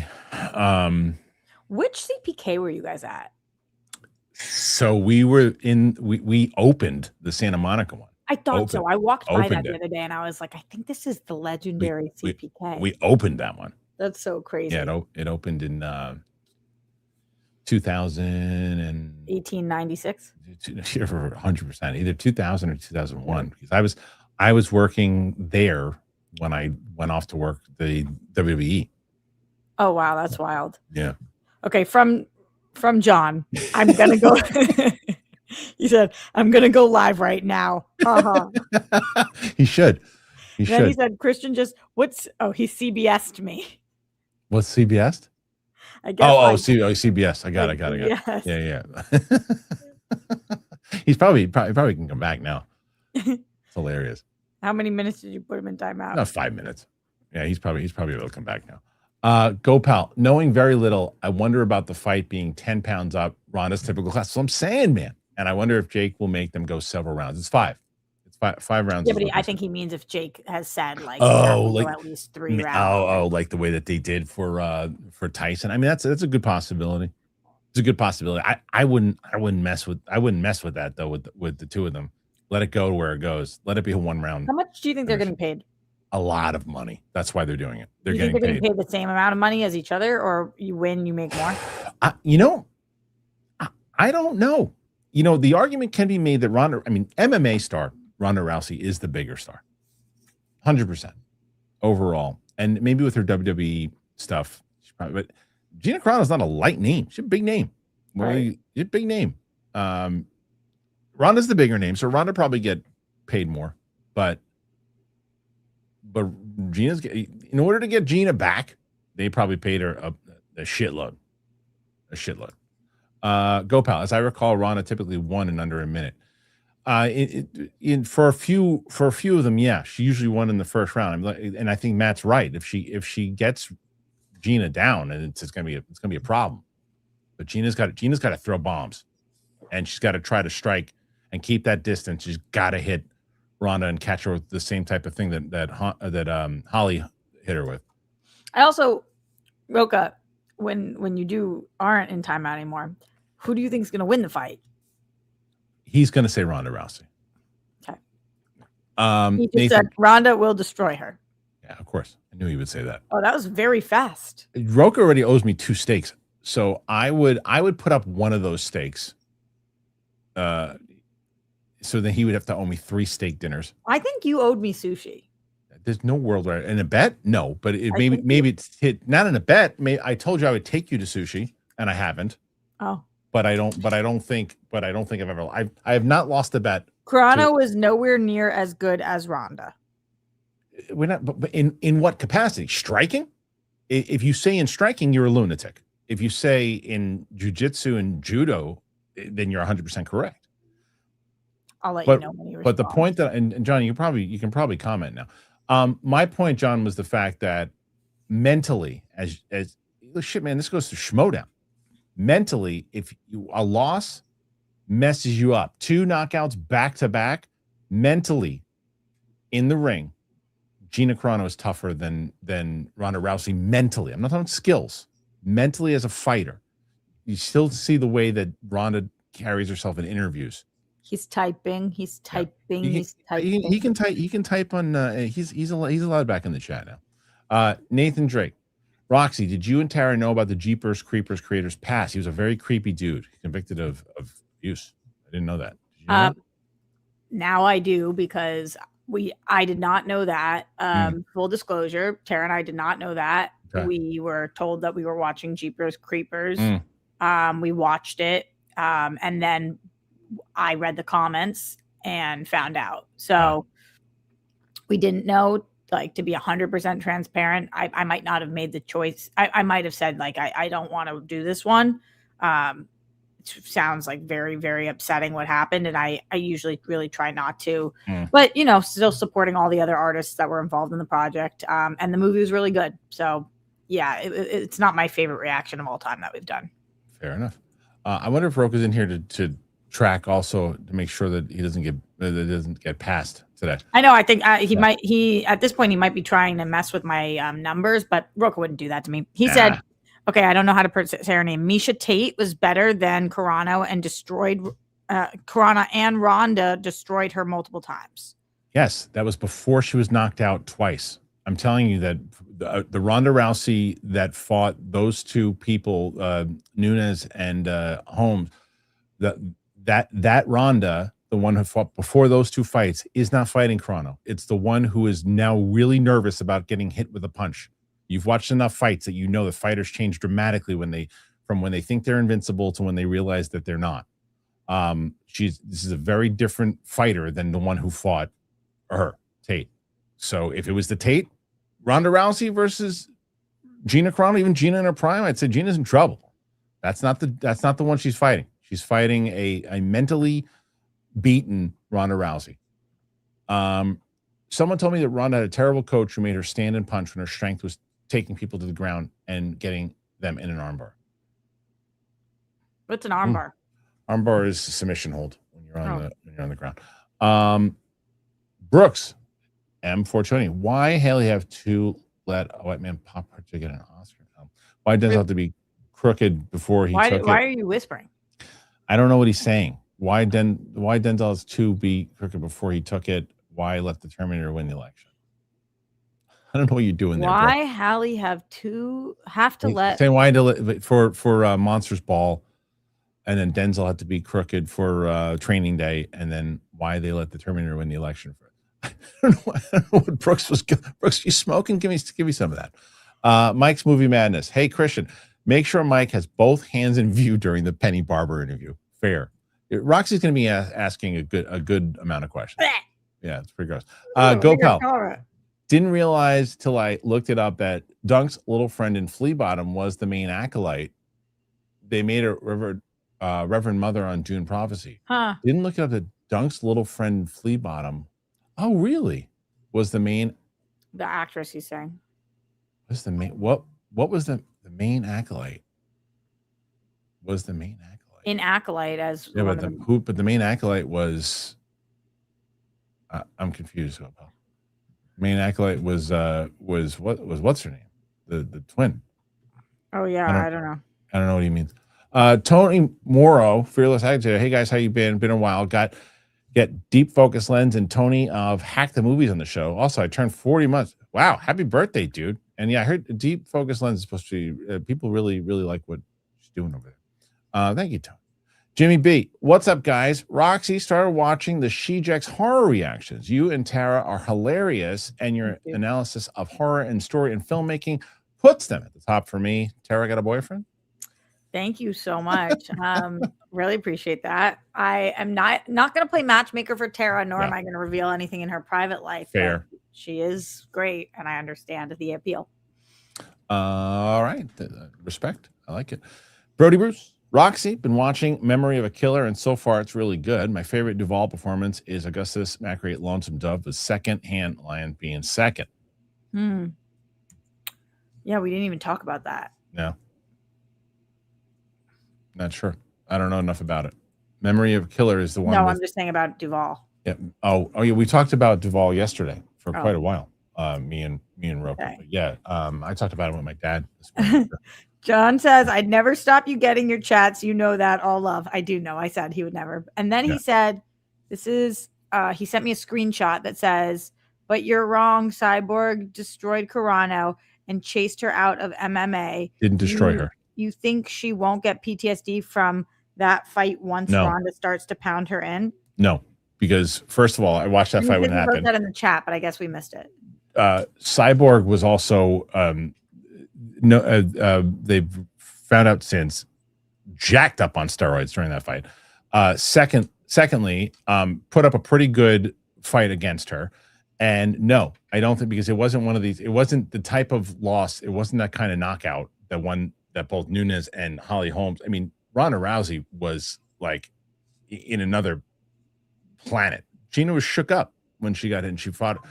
She's a scrapper. Very different losses. And no, I don't think that I think mentally, when it comes to fighting, Carano's the stronger mental fighter. Skilled? If Rousey can get if she can get that Eye of the Tiger back, and she's got that thing that she had before those two fights, then I'll admit it. I'll say, look, I was wrong. She came in ready to go. I think Carano is taller, bigger, and she's gonna hit her with a tree trunk, and that's gonna be the end of it. Mike Joyce. Tell Me Lies was canceled, Roxy. I'm almost done with season 1. Should I continue it? Catherine Massal is something else. Oh wow, she's your crush on the show. She's cute. Everybody on the show is cute. I really like the way that it ended, so I think that you should, but some people seem to not agree with me. My personal opinion is that the finale works. Well, yes. Okay. Next one. Mike Joyce. Kristian, you and Sadie should react to IWTV. What the hell is that? Interview with the Vampire. Oh, maybe. Is anybody watch? I'm going to be honest with you. We're doing it for rejects, me and Greg right now, and the numbers are very low. They're low, right? And they're low. The show is amazing. The comments are loving it. It's like the nicest fan base ever. Yeah. But the numbers are low. I wouldn't start it. Yeah, they're not. I mean, if they're low for you guys, I'm not going to do it. Yeah, the numbers are low. Fanbone 227. Roxy, have you watched Cross season 2? I didn't watch Cross season 1, so it'd be weird for me to jump in at season 2. Okay. Sorry. PLD. Tell me how good Ed Harris was also helping to beat Roka. That's what PLD said. Wait, but Roka just wrote in the chat that he agrees with you on the Ronda Rousey thing. So I thought you guys are finally breaking bread. PLD, how can I explain this? PLD is like, he's kind of like Jerry to Roka's Tom. He knows and Roka falls for it every time. PLD will go in there and he taunts him, and then Roka just swats at him, goes after him, and runs after him, and it's like PLD is sitting there like a kid in a tub farting in the bathtub. He knows he's laughing his ass off right now as I'm saying this, because he knows that he likes to poke at him. He likes to poke out. Anyway, so Ed Harris was great. He's not in it a lot, but he's great in the movie. It's Ed Harris, man. Kenya King, how are the Jeepers Creepers 2 comments? 2 is my favorite. I didn't look at them. Fair. The Jeepers Creepers 1 comments were so viciously not nice that really? I did not Oof. look at 2. Just stayed away from it. I don't blame you. Michael D. Photos. The face is great. It's crazy. Mando trailer looks fun. It doesn't even look like you. It's crazy. No, it's been 7 years since the Star Wars film.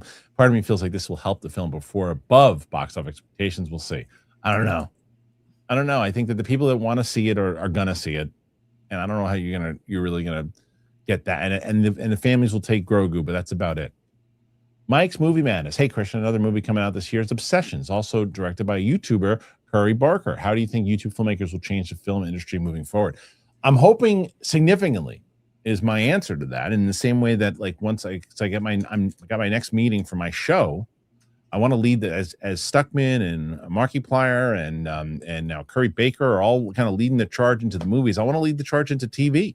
Who is Curry Barker? I'm looking him up right now. I don't know, but what I want to do is do the same thing where it just shows that you can get support if you get people to believe in it and what you really want to do. And you got to make it interesting. You got to make it unique, and you got to make it worthwhile for people to want to get behind you and do it. Because, I just don't, the reason I'm doing it, and the reason that these guys did it too, who wants to sit in a meeting after you have like this project, that can work, that you can put together, and and then there's one person behind the desk. No, we're not going to do that. You know how many good ideas have a lot of bad ideas have been said no to, but do you know how many good ideas have been said no to? Do you know how many great IPs never saw the light of day because someone gave up because somebody behind a desk said no, and they didn't have the opportunity to do what Curry Baker, myself, or Curry Barker. So I said Baker. Yeah. Curry Barker. So that's kind of where I hope the business goes. Where the audience goes, no, we're in charge now. Danny Two Car. When a goldfish here. So we got to get that. I haven't heard that in a long time. I know. Matt Krugman, friend of mine, Krugman, sorry. Friend of mine who works in props and sound effects built Cad Bane's prosthetics, the fingers and face for Boba. I was stoked when he sent me pics of it for the first time. That's pretty cool. Yeah, he follows it up. He said, they also told me that the Garmarian guard suits were the same fat suits Thor wore for Endgame. That's cool. Every suit had Thor 19 labeled on the armpits. That's hilarious. That is a great. Fun fact. Yeah, that's great. You should put that out on TikTok. I know. I wonder if there was a breaking story. R.L. Jensen. I apologize that this was brought up. Watching on delay. I hope this fight doesn't become like Tyson, dance around for a paycheck. Hope they really fight. That's the difference between MMA and boxing. You can coast for a bit in boxing because essentially one could be more skilled, but it's the same skill that's happening for 8, 10, 12 rounds. Ronda Rousey and Gina Carano are not both efficient at the same skill thing. Gina's a better striker and kickboxer, and Ronda Rousey is the superior ground grappler, judo, jiu-jitsu. So if they're on the floor and Ronda doesn't finish it, something's going to stink, and you're going to know it. If Gina's pulling her punches, you're going to be able to tell really quick. That's the other thing, Roka. Ronda ain't got a good chin. Ronda does not have a good chin. And you don't like how her chin looks? Do you know what that means? Are you being serious? Yeah. What is? No, in boxing or in fighting, it means that if you get knocked out, you can't take a shot. You can't take a punch. Oh, it means your chin's weak. I was gonna say it doesn't feel relevant. Yeah, I don't think she has a glass chin, but she doesn't have a strong chin. Okay. So we'll see. PLD, come on, guys. # beat Roka. If Ronda plays to her strengths, she wins easily. If Ronda can get Gina to the ground early, then she wins easily. But if she walks into anything, she's going to be inside of that cage. John says you need to bring me into the show. I can't handle this slander. Hold on, let me think. No. Mike's Movie Madness 24. I turn 35 next Tuesday, halfway to 40. Kristian, what do I have to look forward to? Life. If we beat Roca right now, will you bring him into the show? If we get to 60, we're at 37. That's not helpful to me. Why? Because he was at 70 something. But more people will. But you're almost done with questions right now. Yeah, but I need us to beat him in order to bring him in. How else is this a good win for me? How about 65? Because then that lets him come in, because then he's not going to want to come in at 70. So what's the number that we're 78 is what you have to beat. So if he comes in at 65, then there's probably going to be questions for him when he comes in. So he'll be essentially beating himself. 70. 68. 69. Okay. All right. If we get to 69, I'll send the link to Roca. And then he comes in, and then we'll see if he can beat us. But right now it's at 37. We're almost signed off. So it might be nothing. Go, pal. Dunk's friend was on Dune Prophecy as the main Bene Gesserit acolyte. Oh, so not in the acolyte, in Dune. Okay, who became a Reverend Mother and had the main role of that part. Okay. That makes a lot more sense, and that's why she's familiar looking. Now I get it. Why am I smelling candles?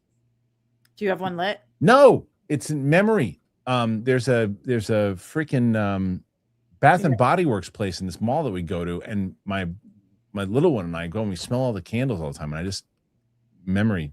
I don't know why. What? Lift up your arms.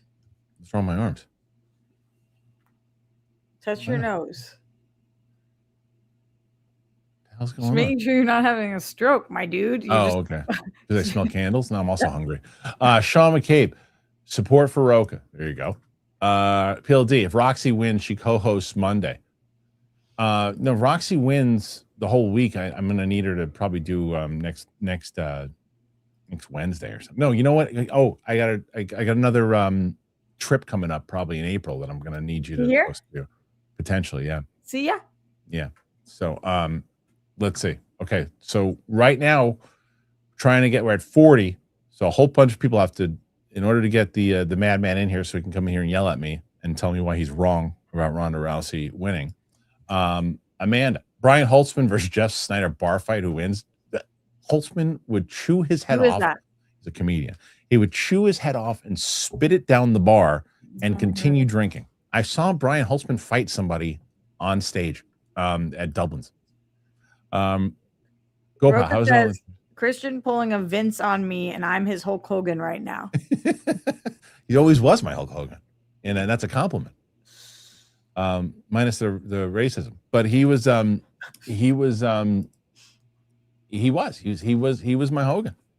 100%. There's a lot of times I'll give Roca shit. Brian Holtzman, he's always at the end of the night at the Comedy Store. The best. It's so funny. He's the best. He's so politically incorrect. He's so fucking funny. I told you he is. I've seen this guy he's the best. He'll never go mainstream. He'll never go mainstream because the mainstream can't handle him.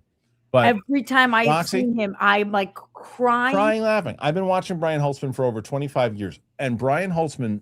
I mean, the first time I saw him, I guess might have been at the Comedy Store when I was there. I've only ever seen him there. So I mean, he used to perform at Dublin's quite often when Dublin's was the thing. So he's one of those comics that comedians would just stop what they were doing. Holtzman's up, and run in and watch. Like you see the crowds. Why is he never blown up? Because he right now, he's an older gentleman, but he I mean, I think Kill Tony's had to have had him on before. He had to. So I just, you look at some of his stuff.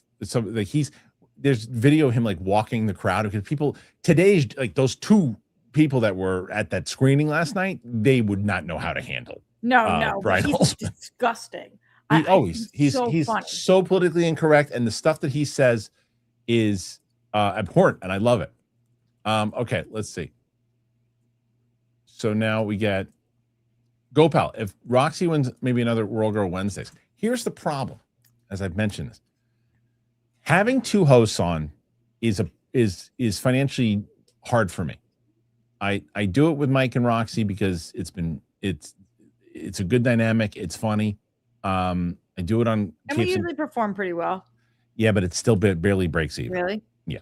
So it's. And why do it? Because at this point, I really like the dynamic with you and Mike. I really like the Capes and Cows dynamic. And if I can make a little more on maybe like a Game of Thrones reaction and equal that out in the way that, Sinners performs and something underperforms for Warner Brothers, it cancels itself out. I kind of hope like that's the thing. But like again, I was just gonna say before, I'll bust Roka's chops and Roka will bust my chops. One thing you'll never hear me say, I'll never say, Roka was overrated in for what he did for Schmodown. Roka was instrumental in the Schmodown, right? Roka's also on Monday. People say you gotta. He don't say it as much anymore. But people would say, you gotta get rid of Roka. He's bringing the channel down. Roka has some of the best conversations on this show and dynamic because he knows me so well that we can bounce back and forth. And because it's only one person, I don't lose money when Roka's on the show because it's one person. And usually, and as Roxy said, he usually sets the bar. Yeah, he does. So Roka's shows perform.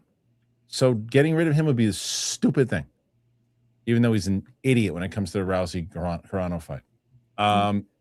PLD. Go, pal. In a row.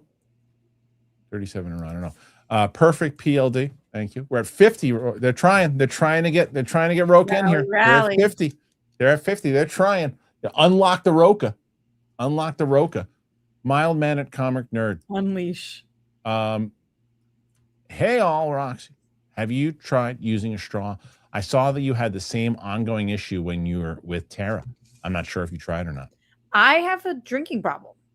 And I don't know. The straw thing is just not. I don't know. It's hard. I spill myself constantly. It's hilarious. It's still one of my favorite bits we ever did on the show is the drinking problem thing.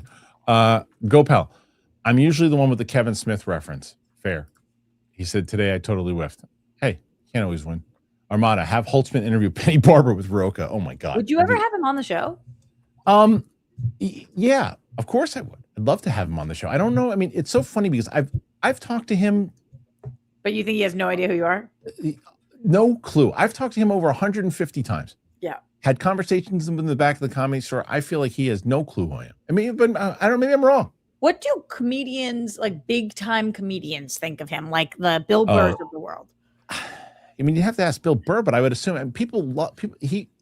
There were guys. Like Eliza. What is Eliza? Does Eliza know him? Of course, Eliza knows him. Yeah. Of course she does. I would assume. I can't speak for other comedians. I don't know. All I know is that when I was there were a few comics. There were very few comics that other comics would stop what they were doing to come in to watch. It was very rare. Sebastian was one of those people when he was blowing up. Caparola was one of those people. James Painter was one of those people. And Brian Holtzman was one of those people. And so, I mean, there are other people too, but those are the ones that always stood out to me. The original room. People would come in and you'd see the room get packed with more people because all the comics were in there watching. And Holtzman, because you never knew what Holtzman was going to do. It's always like midnight when he comes on. Yeah. Oh, Don Barris is another one too. Don Barris. Let me see. I don't know. Does Don still perform at the Comedy Store? I'm not sure. Don was great too. Don, I think he still warms up. He's very close to Jimmy Kimmel. I think he warms up the Jimmy Kimmel crowds. Go, pal. Just saw a Mallrats 30th anniversary panel. That's cool. Where? I don't know. It was really awesome. What is this now? So Luke just sent me something for Netflix. Okay, I'll bring this up real quick. What? Netflix. Something happened with Netflix and Paramount again. Oh. Because you heard yesterday. Did you hear the whole thing yesterday? What's happening? So Paramount is back in the running with potentially getting Warner Brothers. Is that real? Yeah. That was the story yesterday that we led with. But then, yeah. So now Netflix has accused Paramount and CEO David Ellison of misleading Warner Brothers Discovery shareholders as it begins defending its original merger. While we are confident that our transaction provides superior value and certainty, we recognize the ongoing distraction for the holders and the broader entertainment industry caused by their antics. Yeah, I mean, this is what we said yesterday. Roka and I were talking about this. It's like, our deal's done. Beat it. You gave it a shot, and it's like the scene in Good Will Hunting. It's like, how you like them apples? I got her number. Get out of here. That's it. Reference during the Super Bowl too. Yep. Right. Let's see. Have you watched Mallrats recently? I have. I'm gonna watch it with either Sam or Ming because they haven't seen it. So is Ming your trainer or no? I saw you training with a girl that I was like, who's that? No, she's a trainer that was at the gym that was helping with other exercises. That she's one of the trainers at the actual gym itself. But like Ming was the one who got me into all this stuff too. And then when I was because now we're at different schedules, so they have different trainers there as well too. She helped me out with a bunch of stuff. Yeah. Cool. GoPal or Dogma since the re-release. Maybe reaction. We might do Kevin Smith movies for sure. I haven't watched them in a while, but Dogma was always my favorite. It's funny. I didn't like Dogma when I saw it in the theater the first time. Really? I'm sure that I revisited it. I'd appreciate it more. Armada 8YT. Would you rather as a guest? Who would you rather as a guest? Holtzman or Dice? I think Dice would be the better guest. I could talk to him longer, I think. For sure. Seattle KO unleashed the Roca. Kraken. We're at 58. About 11 away before I send the link to Roca. GoPal. Dante's girlfriend's 37 Ds in Clarks. It's hilarious. The movie's hilarious. It's still hilarious. Casio Beard. If you smell what the Roca is cooking. All right. Eric Henderson, 9802. Clip that. I have a drinking famous catchphrase of any wrestler of all time. It's up there. If you smell it, it's up there. What are the other major? Say your prayers, eat your vitamins. From Hogan back in the day. I don't feel like that even comes close to like. Back in the day, it was. So you're from a different generation. So yeah, it depends on the generation. Like, ooh yeah, is a big one from Mantra. I would go Golden. Woo is another one. Sure. Because Stone Cold said so. That was a big one too. Yeah, that's a big one too. So there's a lot. RQMDSMD. My grandfather was a boxer. Went to a 10-0, developed a glass chin. KO first round, next 3 fights, and it was done. The fear of being hit is hard to overcome. He became an NY cop afterwards. I'm telling you, man. I'm telling you, that is a real thing. I can't believe Roka's such a fight fan too. I can't believe that he doesn't see that.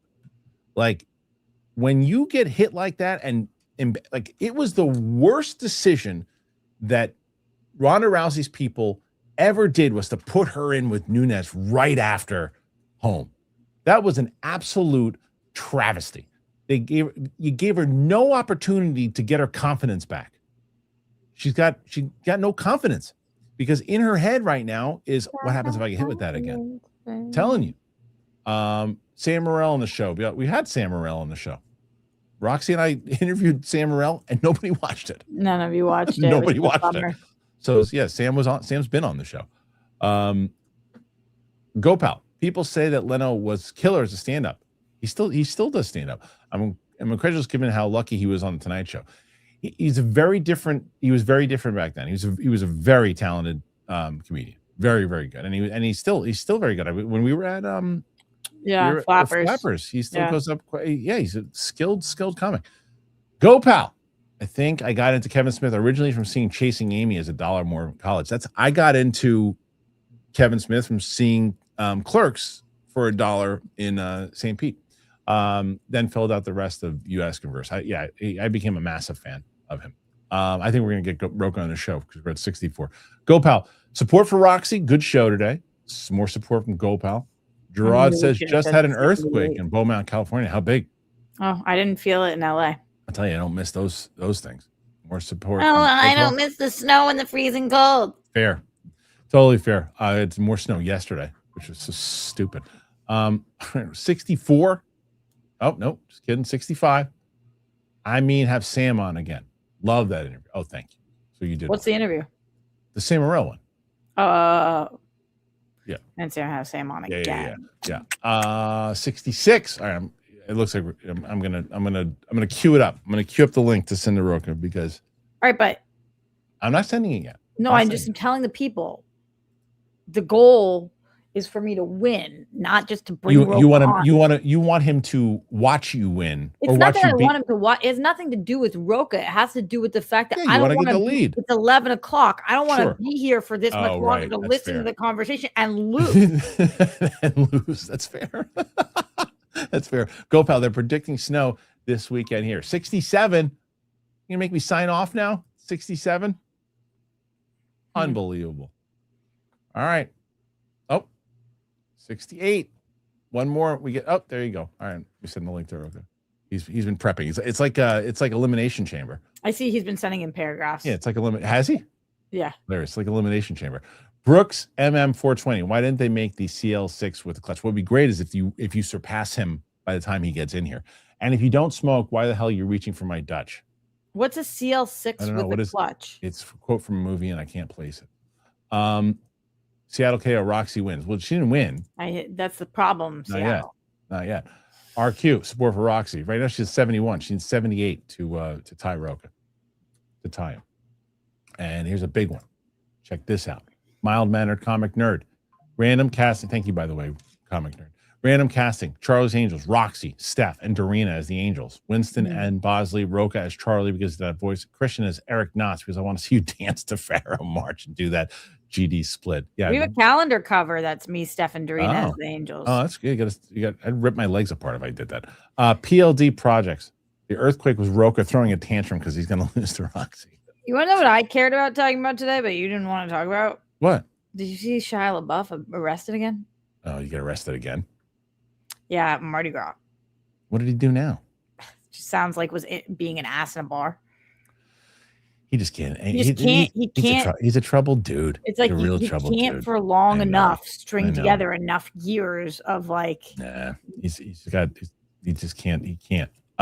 Frank VT8YF, Roxy, are there any specific horror franchises that you want to react to?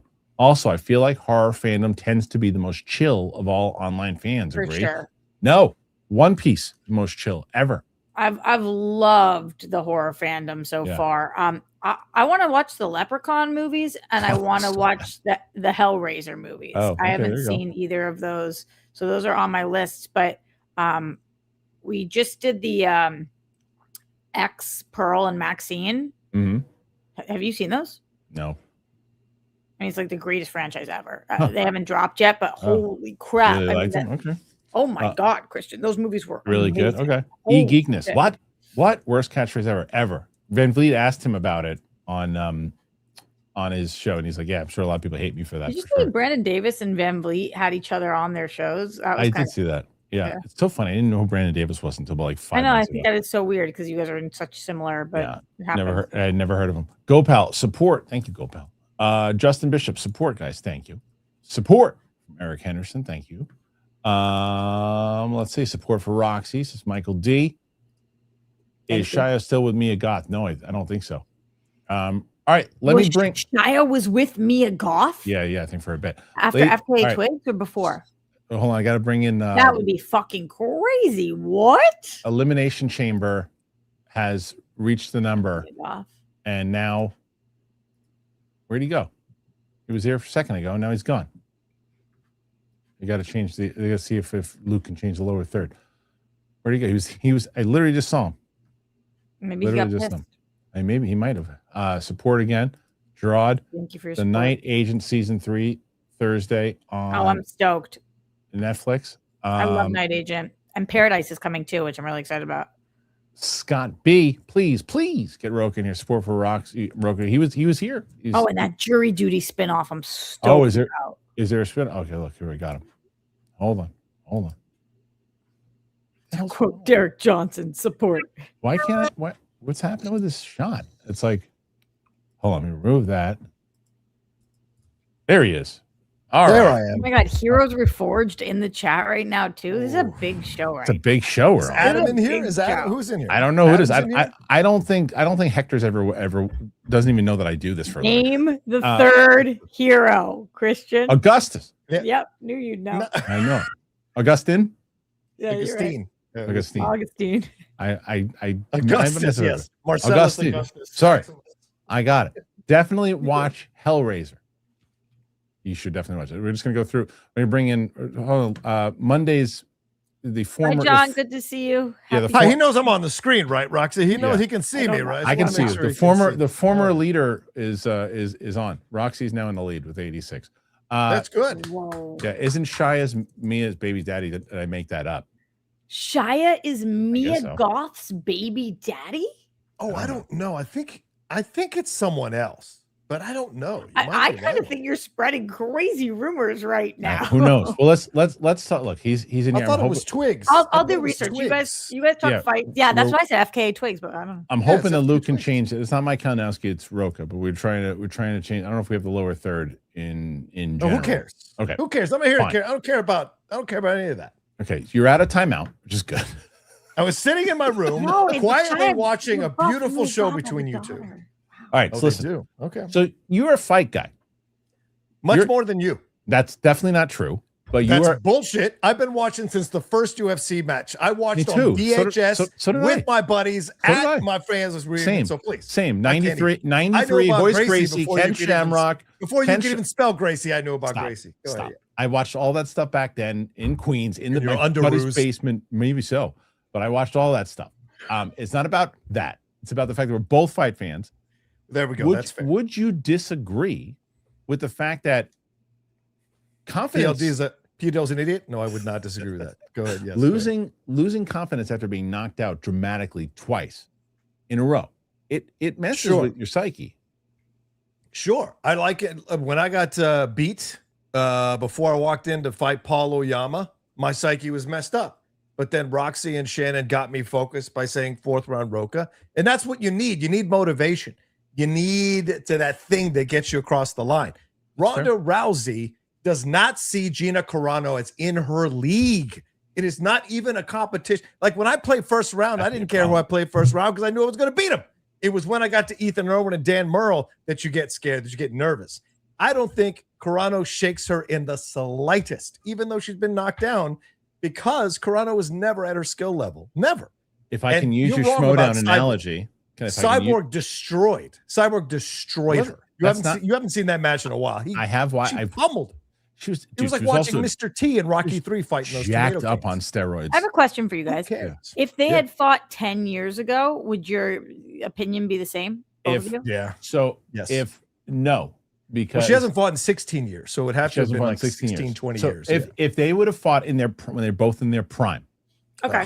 Before the Nunes and Holly Holm fight, there's no world where I would pick Gina. Yeah. Okay. Ronda kills her. I'm gonna agree with you there. What I'm talking about is mental toughness. You can see Ronda Rousey's mental toughness in interviews is gone. She gets so worked up about little criticisms and other things and like that. She is skill-wise. Her skill is superior to Gina on the ground and everything else too. Mental, Gina has her by 100% in mental fighting. So you're so wrong. I'm shocked at the things you're saying to me right now, because Gina avoided everybody who could actually beat her for a long time, and then finally, under public pressure, agreed to the Cyborg fight. She knew she was going to get destroyed. You could see it on her face walking to the ring, and she got destroyed. Okay, Cyborg was bigger than her, though, too. Cyborg was bigger than her. Okay, fine. But MMA, size is irrelevant in MMA. That's what, Matt Serra was just on the show. We had him call in. He talked about the fight. Yeah. And he said the same thing. He said that size, it just gives you longer limbs to get down. What I'm saying, though, is if Gina hits one of those shots, you're going to see, because I think Ronda's going to come out like the bull and try to grab her, and she's going to be that, and then she's going to get clocked once, and she's going to go, oh shit, I don't want to go through this again. I can't get embarrassed in front of everybody else again. She's going to start moving around, and that's what's going to happen. I think we're going to be disappointed, because I think both of them haven't fought in a while. Gina Carano, 16 years since she fought. It's a lot. That's a long time. And it's nothing against age. Like I joked about the age because they're in their 40s. I think Ronda's 39, Gina's 43. Yeah. But age is, if you can fight, you can fight, right? So the thing though, it becomes like Ronda is much more recently still skilled to fight than Gina. But I don't disagree with that. Will they carry this fight for a couple of rounds to satisfy everybody? Because I think Ronda would go through her like melted butter in real life, like no problem. I don't think, but I think that in boxing you can get away with it a little bit more with the coaxing for 3, 4, 5, 6 rounds in the way that Jake Paul did with Joshua. I don't think because of their skill sets are so different. Like Ronda's not going to stand with Gina. I mean, you just can't. You're not going to stand with Gina, and Gina shouldn't let Ronda get her to the ground. So they can't really bullshit that. Like, how are you going to bullshit that? You just because if you get her to the ground, don't choke her out. It's like Ronda's going to be like, screw you. If I get up, she's going to kick me into next week. I got to choke her out. I just think sorry, Roxy, were you trying to say something? I just wanted to know who you thought had more to lose from this, and if you were their managers, would you say that this was a good idea for either of them or both of them to fight? I think Ronda has more to lose. And let's clarify this. Because I want to address 3 things. First of all, politics has nothing to do with this. I don't give a shit about her politics. It's about fighting. All that stuff is out the window. I hate when you do that. It diminishes my opinion. So I'm telling you straight up, I don't like it. Fair enough. Okay. Second thing, because I know what I'm talking about when it comes to fights. I understand. I didn't say that, but I said I talk about. Yeah. I just think follow-up question on what you just said, though, John. Are you saying that doesn't color your opinion on who you think is going to win, or is that you saying you don't care what somebody's politics is? They should be allowed to fight no matter what, and you're going to watch the fight no matter what. He's saying both. Both of them. Yeah. Roxy, both of them. Absolutely. Whatever your politics are, it's a free country. Have your politics. It doesn't mean you're free from criticism, but it certainly means you're free to apply your trade as you see fit. Right. The second thing is PLD is Newman. I am Seinfeld. Let's move on past that. Third thing is the situation here when you look at it is it's very clear. It's very clear. The earthquake was PLD falling down. The earthquake, the thing is very clear when you look at this, is the battle between the two of them is just not in this. I think Gina has more to lose here, and I'll tell you why. It's not a coincidence that they dropped this announcement on the same day as the Mandalorian and Grogu trailer. Roxy brought that up. Did you, Roxy? Sorry, I didn't see that part. And it's not a coincidence. This is happening 6 days before the movie comes out. Sure. I think it should have been day of. It should have been day of. Oh my God. They should have released it on day of.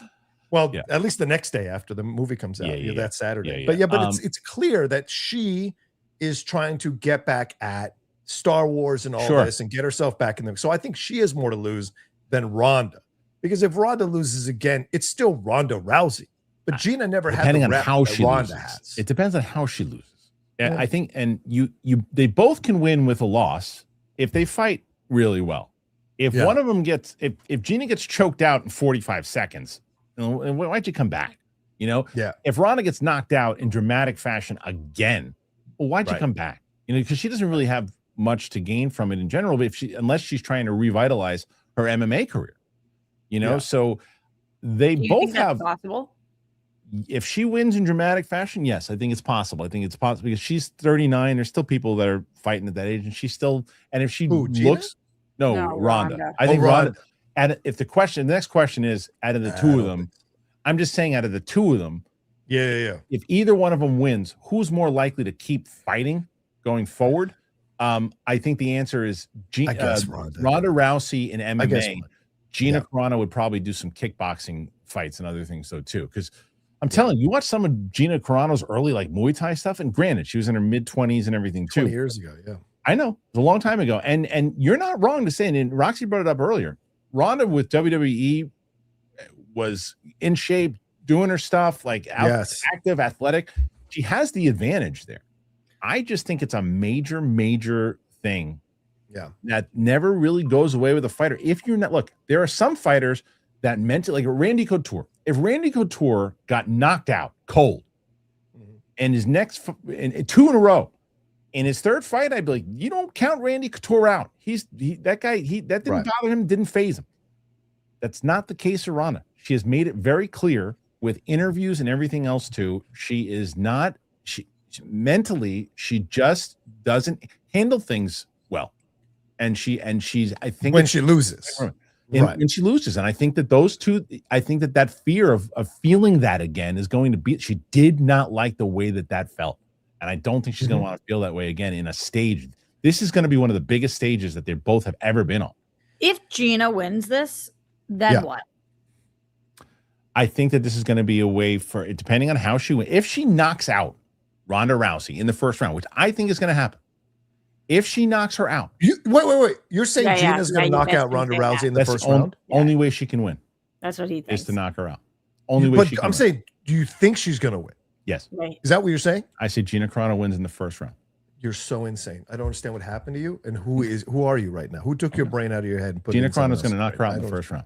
You're insane. Ronda might maim her. Ronda might paralyze her by the time the fight is Okay. over. I'm just telling. Okay, so let's go with Kristian for a second. So say that does happen, then what happens with Gina after that? It's going to catapult her into what?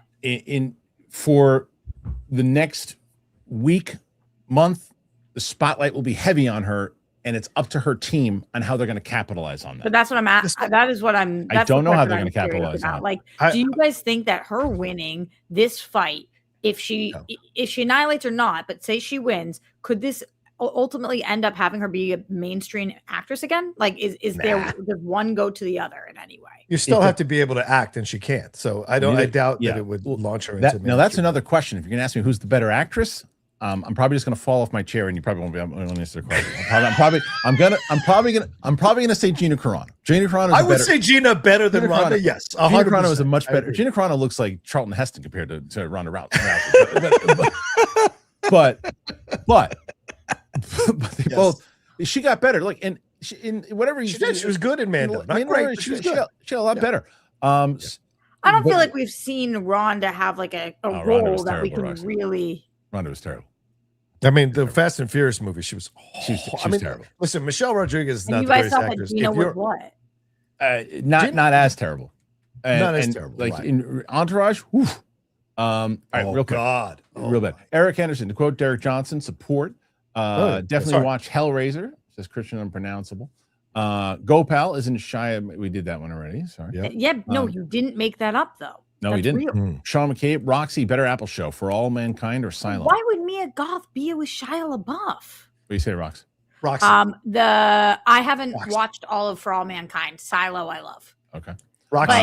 But Andrew Guy is in For All Mankind, so support. RQMDSMD, support for Roxy and John. Thank you. Eric Henderson. So for the interview with Penny, do you have to, Mike, keep your hands for yourself, but still in sight? Yes. Do you know about this, Roka? Sorry. Yeah, he knows. I told him. What's that?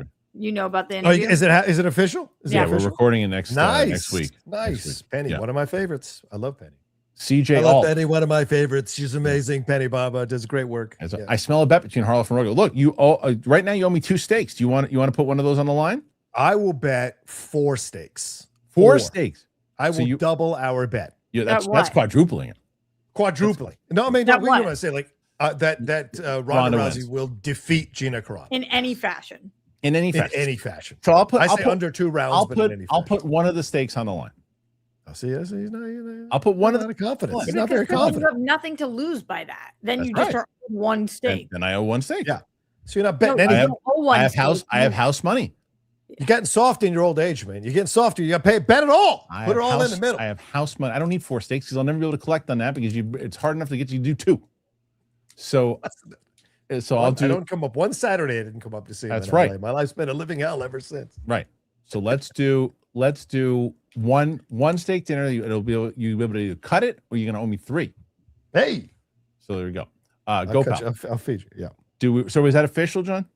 Yeah, sure. Done. Right. Official. Done. Okay.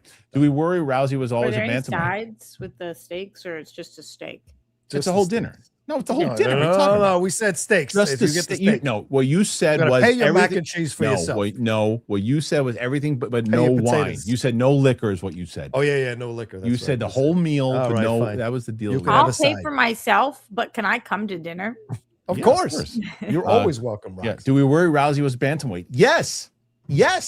No, I'm actually not always welcome because Kristian got dinner with Mark Riley and Mark Ellis, and I asked if I could come, and Kristian very politely said no, I could not. Wow! Did I really? Wow! Yes. Wow! I believe it. It was a guys' night out. Go pal. That is how he said no. Yeah, and we're gonna do a guys' night out. Yeah, okay. This fight. Some of us are on the outside. Some of us. And are then on the he said where they were going, and I said that's like literally one of my favorite restaurants. He said, "Yeah, it's good." I don't remember. Go pal. The fight is featherweight. I don't remember half the shit that I say. Nathan Drake, what about U-Bowl versus Paul W.S. Anderson fight? Snyder and Roka can commentate for that one. Can Paul W.S. Anderson fight? I don't know. I know U-Bowl can fight. Him up. U-Bowl is still big. He's still scary looking. He kicked the ass out of Snyder. Poor I give Snyder all the credit in the world for getting in the ring with him, but he got his ass kicked. Yeah. PLD, Mike, thanks for taking the lower third down. He was losing gigs left and right due to the confusion. Oh, thank you. Listen, PLD put that 3 times already in the chat. I'm glad he put his baby. Did you get stroked? Did you get your attention, little baby? Did you get your attention that you needed so much, little baby? You got your attention. I'm glad you put it in the super chat, PLD. And he does not bother. This is fun. This is like playing with a child outside. This is fun to me. I don't know why you think like playing with a dead mouse. I think that we need to do an award show at the end of the year, like we used to. This is my favorite feud on the show right now. It used to be Mike versus the internet. Mike versus the internet. Mike versus the internet. Oh, this is like the 49ers taking on the shitty, I don't know, high school team. Colts, yeah. I mean, it's not even a fucking, please. JC, like the chin on the Iceman. Yes, that's a great point. Look at what happened to Chuck Liddell after Liddell lost that fight to Rampage. His chin went out on him. I'll tell you one thing we haven't even talked about, and Roxy, I wonder what you think. Ignoring that. What if it's a shitty fight? What if it's a boring fight? What if they both like are out or like like if they're it goes out 5 of rounds, if it goes rhythm, if it goes 5 rounds in general, I mean, that would mean I think it's impossible to go 5 rounds. It's impossible. Did they say it was a 5-round fight? Yes, it's 5 rounds. Ooh. It is absolutely impossible for it to go 5 rounds. I don't think because Ronda's not going to stand. Why did that make you hit your mic, Roka? Because you think that it should be shorter? Yes, that should be 3 rounds. I don't think these ladies should be going 5. Because they're not going to. That's why they want to push it to make sure someone. But she hasn't done 16. She hasn't fought in 16 years. There's some real dangerous stuff that could happen in that ring to her. Yeah, and it's concerning. And the longer you stay in the ring, a slip, a twist of the knee, a break of the ankle, like anything could happen in that ring. Plus, they're going to be sweating. Like there's all kinds of stuff that could injure her. Yeah, that could damage her. And I think that's a she's not like a delicate flower, dude. She's been fighting for a long time. Yeah. She's been fighting for a long time. Like she's been training, and she's not like. She's gonna get it. She's gonna have a camp. I mean, look, she's already. You saw that promo video. She's already in better shape than she. How much is that? How much is that's working out? How much is that GLPs? I don't know. So I have questions. Did you say she's on GLP-1s? She hasn't said it, but I mean, she was pretty big last year, and I'm not mean that any kind of negative, like judgmental. I see what you're saying. People put on weight. I put on weight. You saw how much I've lost. She put on weight. Are you talking about Ronda or Gina? Gina. Ronda's always stayed in shape. But Gina was, she'd gotten up there. And so for her to slim down as fast as she has, maybe to me, I have questions about it. But then again, you might be right. She's been doing this for 8 months. We haven't seen her much in the spotlight lately. No, so maybe she's been training. And this has been a thing they've been working on. I don't know. So Charlton Heston, Brownface, and Touch of Evil Wild. I don't know if I ever saw it. Cohen. Yeah. Coheed, Stake Money, Roka, and Roxy. That's the world. Yeah. Haskell.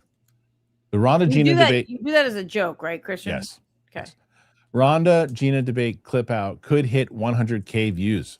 By the way, Tyson versus Mayweather exhibition match in the Congo. Another patty cake fight. That's so stupid. I mean, come on. That was real. Like Tyson should get so mad about what happened with that Jake Paul thing that he should just punch Mayweather so hard he punches him out of the ring like Thunderlips did to Rocky. Okay. Brooks, no one is fat shaming anybody. To say someone put on weight is a factual thing. That's not a fat shame. She put on weight. I didn't say she looked grotesque. That wasn't even close to fat shaming. Dumb bastard. Like no, that wasn't Maybe even he close was making a joke. Yeah, but that's not even close to fat shaming. Like he didn't say she. No, she but was, then he said something else that makes me think he was making a joke. A not good joke. Oh, he said, that was not good. See, he's okay. Yeah. That's even worse. Okay. Ray Dominguez, what happened to Kristen and all these insane hot takes? I don't know who Kristen is. We are seriously concerned for her well-being, and one steak dinner against 4. I don't know who she is. I don't know who she is. Who is she? I don't know. Michael D, seems to be a lot of steak for Roka. Well, not again. It wouldn't be all at once. Only bet one. Danny Tukar, this is the last one. If Ronda loses, Roka should wear a Man UT jersey for 1 month on all streams. How about that? You wouldn't put that up. Is that Manchester United? Yeah. Screw them. Yeah. There you go. So Roka comes in. Roxy in the lead here with 101, but Roka comes in admirably to defend his post. Albeit I think it's not fair to Roka that Roka pushed Roxy into the lead, but that's all right. I don't care. Come on. Tyson versus Floyd or Rousey versus Carano. Which one has more hype? Rousey versus Carano. Rousey versus Carano. It's a more legit fight. Yeah. Tyson After versus that, Floyd is so stupid. After that Jake Paul thing, Tyson's name is mud for this kind of stuff. I kind of want to have a feud. Okay. No, I wouldn't say that. Oh, You- I just don't you know want who a to feud? Yeah, well, like You had some in Schmodown. I refuse Yeah, I know, to but feud. I just haven't had a feud in so long. I don't need it. I refuse to feud with you. You Yeah, can we feud don't with feud. Jeff. I know. I would never feud with you. What's Yeah, we this don't then? feud. You We should don't feud with feud. Jeff. Oh, No, he's not fun to feud with. oh, that was the Does it thing. get personal? Oh man, so Roxy. Yeah, Sorry, you know, it's he's such an ass. I love that man, but he just like This- one time we He'll got put your like business in a the screaming streets. match in the streets, and I was like, this isn't fun Yeah, for anybody. He'll put your Yeah. business in the streets, Jeff. Oh, Yeah, yeah. This is I gotta bring this up. So Okay. Roxy told me that Thanks for staying later, Roxy. Usually gone by now, so I appreciate it. I know Let's Roxy. hope that we get that To money, win. honey. Woo. Roxy, you told me about this Shia LaBeouf thing. Oof. Yeah, not, arrest. not only did he get arrested, he got his ass beat up. Oh, I didn't see. No, he got beat up in Mardi Gras. Yeah, I know we got arrested at Did Mardi you see Gras. this, Roka? No. I did. Yeah, I saw it last Horrible. night. Yeah. That's him. That's him laying on the floor. What the hell's he doing? He got his sock off. He's got his shoe Look how off. skinny he is. Rolling around. This guy's just smacking him around. I mean, this is awful. How does who's protecting him? Well, Clearly, Kristian, what no one was happened taking the before? camera. I don't know what happened before. It's a great question. They're screaming at him, and That's usually how I treat PLD on Monday night. the guy. Credit to the guy I who wonder was if it's slapping a him around. bouncer though, Kristian, because the article said that they were trying to get him out of the bar for a minute. And I wonder if it's All right, so then, he got arrested. Clearly, it wasn't the guy who was Obvious smacking him people. around. right. Right, people trying to calm him down. That's horrible. Yeah. Yeah, that's bad. I mean, What's such a bummer? What's that quote? There's nothing worse than wasted talent. Like he is. Oh, yeah. He is Bronx Tale. seriously like one of the most talented actors. He really is was. so That's true. great. Last one, Ironically, that's Paul Hitchcock. A real so- contest would be them some dramatic monologue and see who does it in the worst. The money would be on a tie. I know. I think Ronda would lose dramatically. Okay, Roka, thank you for joining us as always. Appreciate that you coming in here today. Thank you. What did Roxy just say? Is nothing. Would you say Roxy's nothing worse than wasted talent? Is that Yes, what you said? Yeah. Bronx Tale. Yeah. Bronx Put that Tale. on Yeah, the- yeah, yeah. Yep. Yeah, yeah. Put Roxy, that on. Remember PLD's, that interview? That was crazy. that was really crazy. It was a good one. Put You that know, on Roxy, PLD's, speaking of which, Roxy, you know what I was epitaph, yeah. thinking? I was thinking I was going to send you a bunch of old like one-on-ones with Kristian Harloff and Collider Lives and have you clip those Desperately. out. Hell yeah. Yeah. Let's go. All right. Thank you guys. Make sure you go check out Roxy on her channel, Roxy Stryer. Make sure you check out Roka on his channel. He's going live all the time. He's got the hot mic. Tonight. What do you got going on Spilling tonight? Tequila, me and Winston A. Marshall. Come join us. But we're going to talk more about this Ronda Rousey thing as well Do tonight, it. 4 p.m. PT. Come on. Do it. All right. We got actually. Thank you, look at guys. this. See you later. Oh. Eclipse, Roxy, before you leave, come on, Roxy, give yourself more credit. I would say you won because of Roka. You were at 80 before you started talking. Yeah, but it was. Yeah, but why did we get to 80 before we started talking? Because we said that if we got to that point, he would you come would on the in. show. Right. It's true. And then Clips. You got to Spell give your credit name where correctly. credit. Here's No, the he thing. doesn't. Yeah. I'm happy to take the W, but you got to give Yeah. credit where credit It's is true. due. I was Yeah. sitting at 39. Yes. So. Draw J. After Jake Paul getting rocked by Joshua, Paul's next opponent will be, my guess, Peter Dinklage. Oh, my God. He needs to come into WWE. That's what he needs to do. He needs to get out of boxing and just do what his brother did. All right. Thank you guys. Thank you, Roxy. Thank you, John. Thank you, everybody, for being here on the show here today. Roxy's at 105, moving into, if I don't know if I'm going to do solo tomorrow, but Thursday will be Mike and Steph. Friday will be Capes and Cows. Thank you guys so much for being here. Appreciate it. We'll see you guys on the flip side, Apple Podcasts, Spotify, anywhere podcasts are found. Go check out the Game of Thrones reactions. See you later.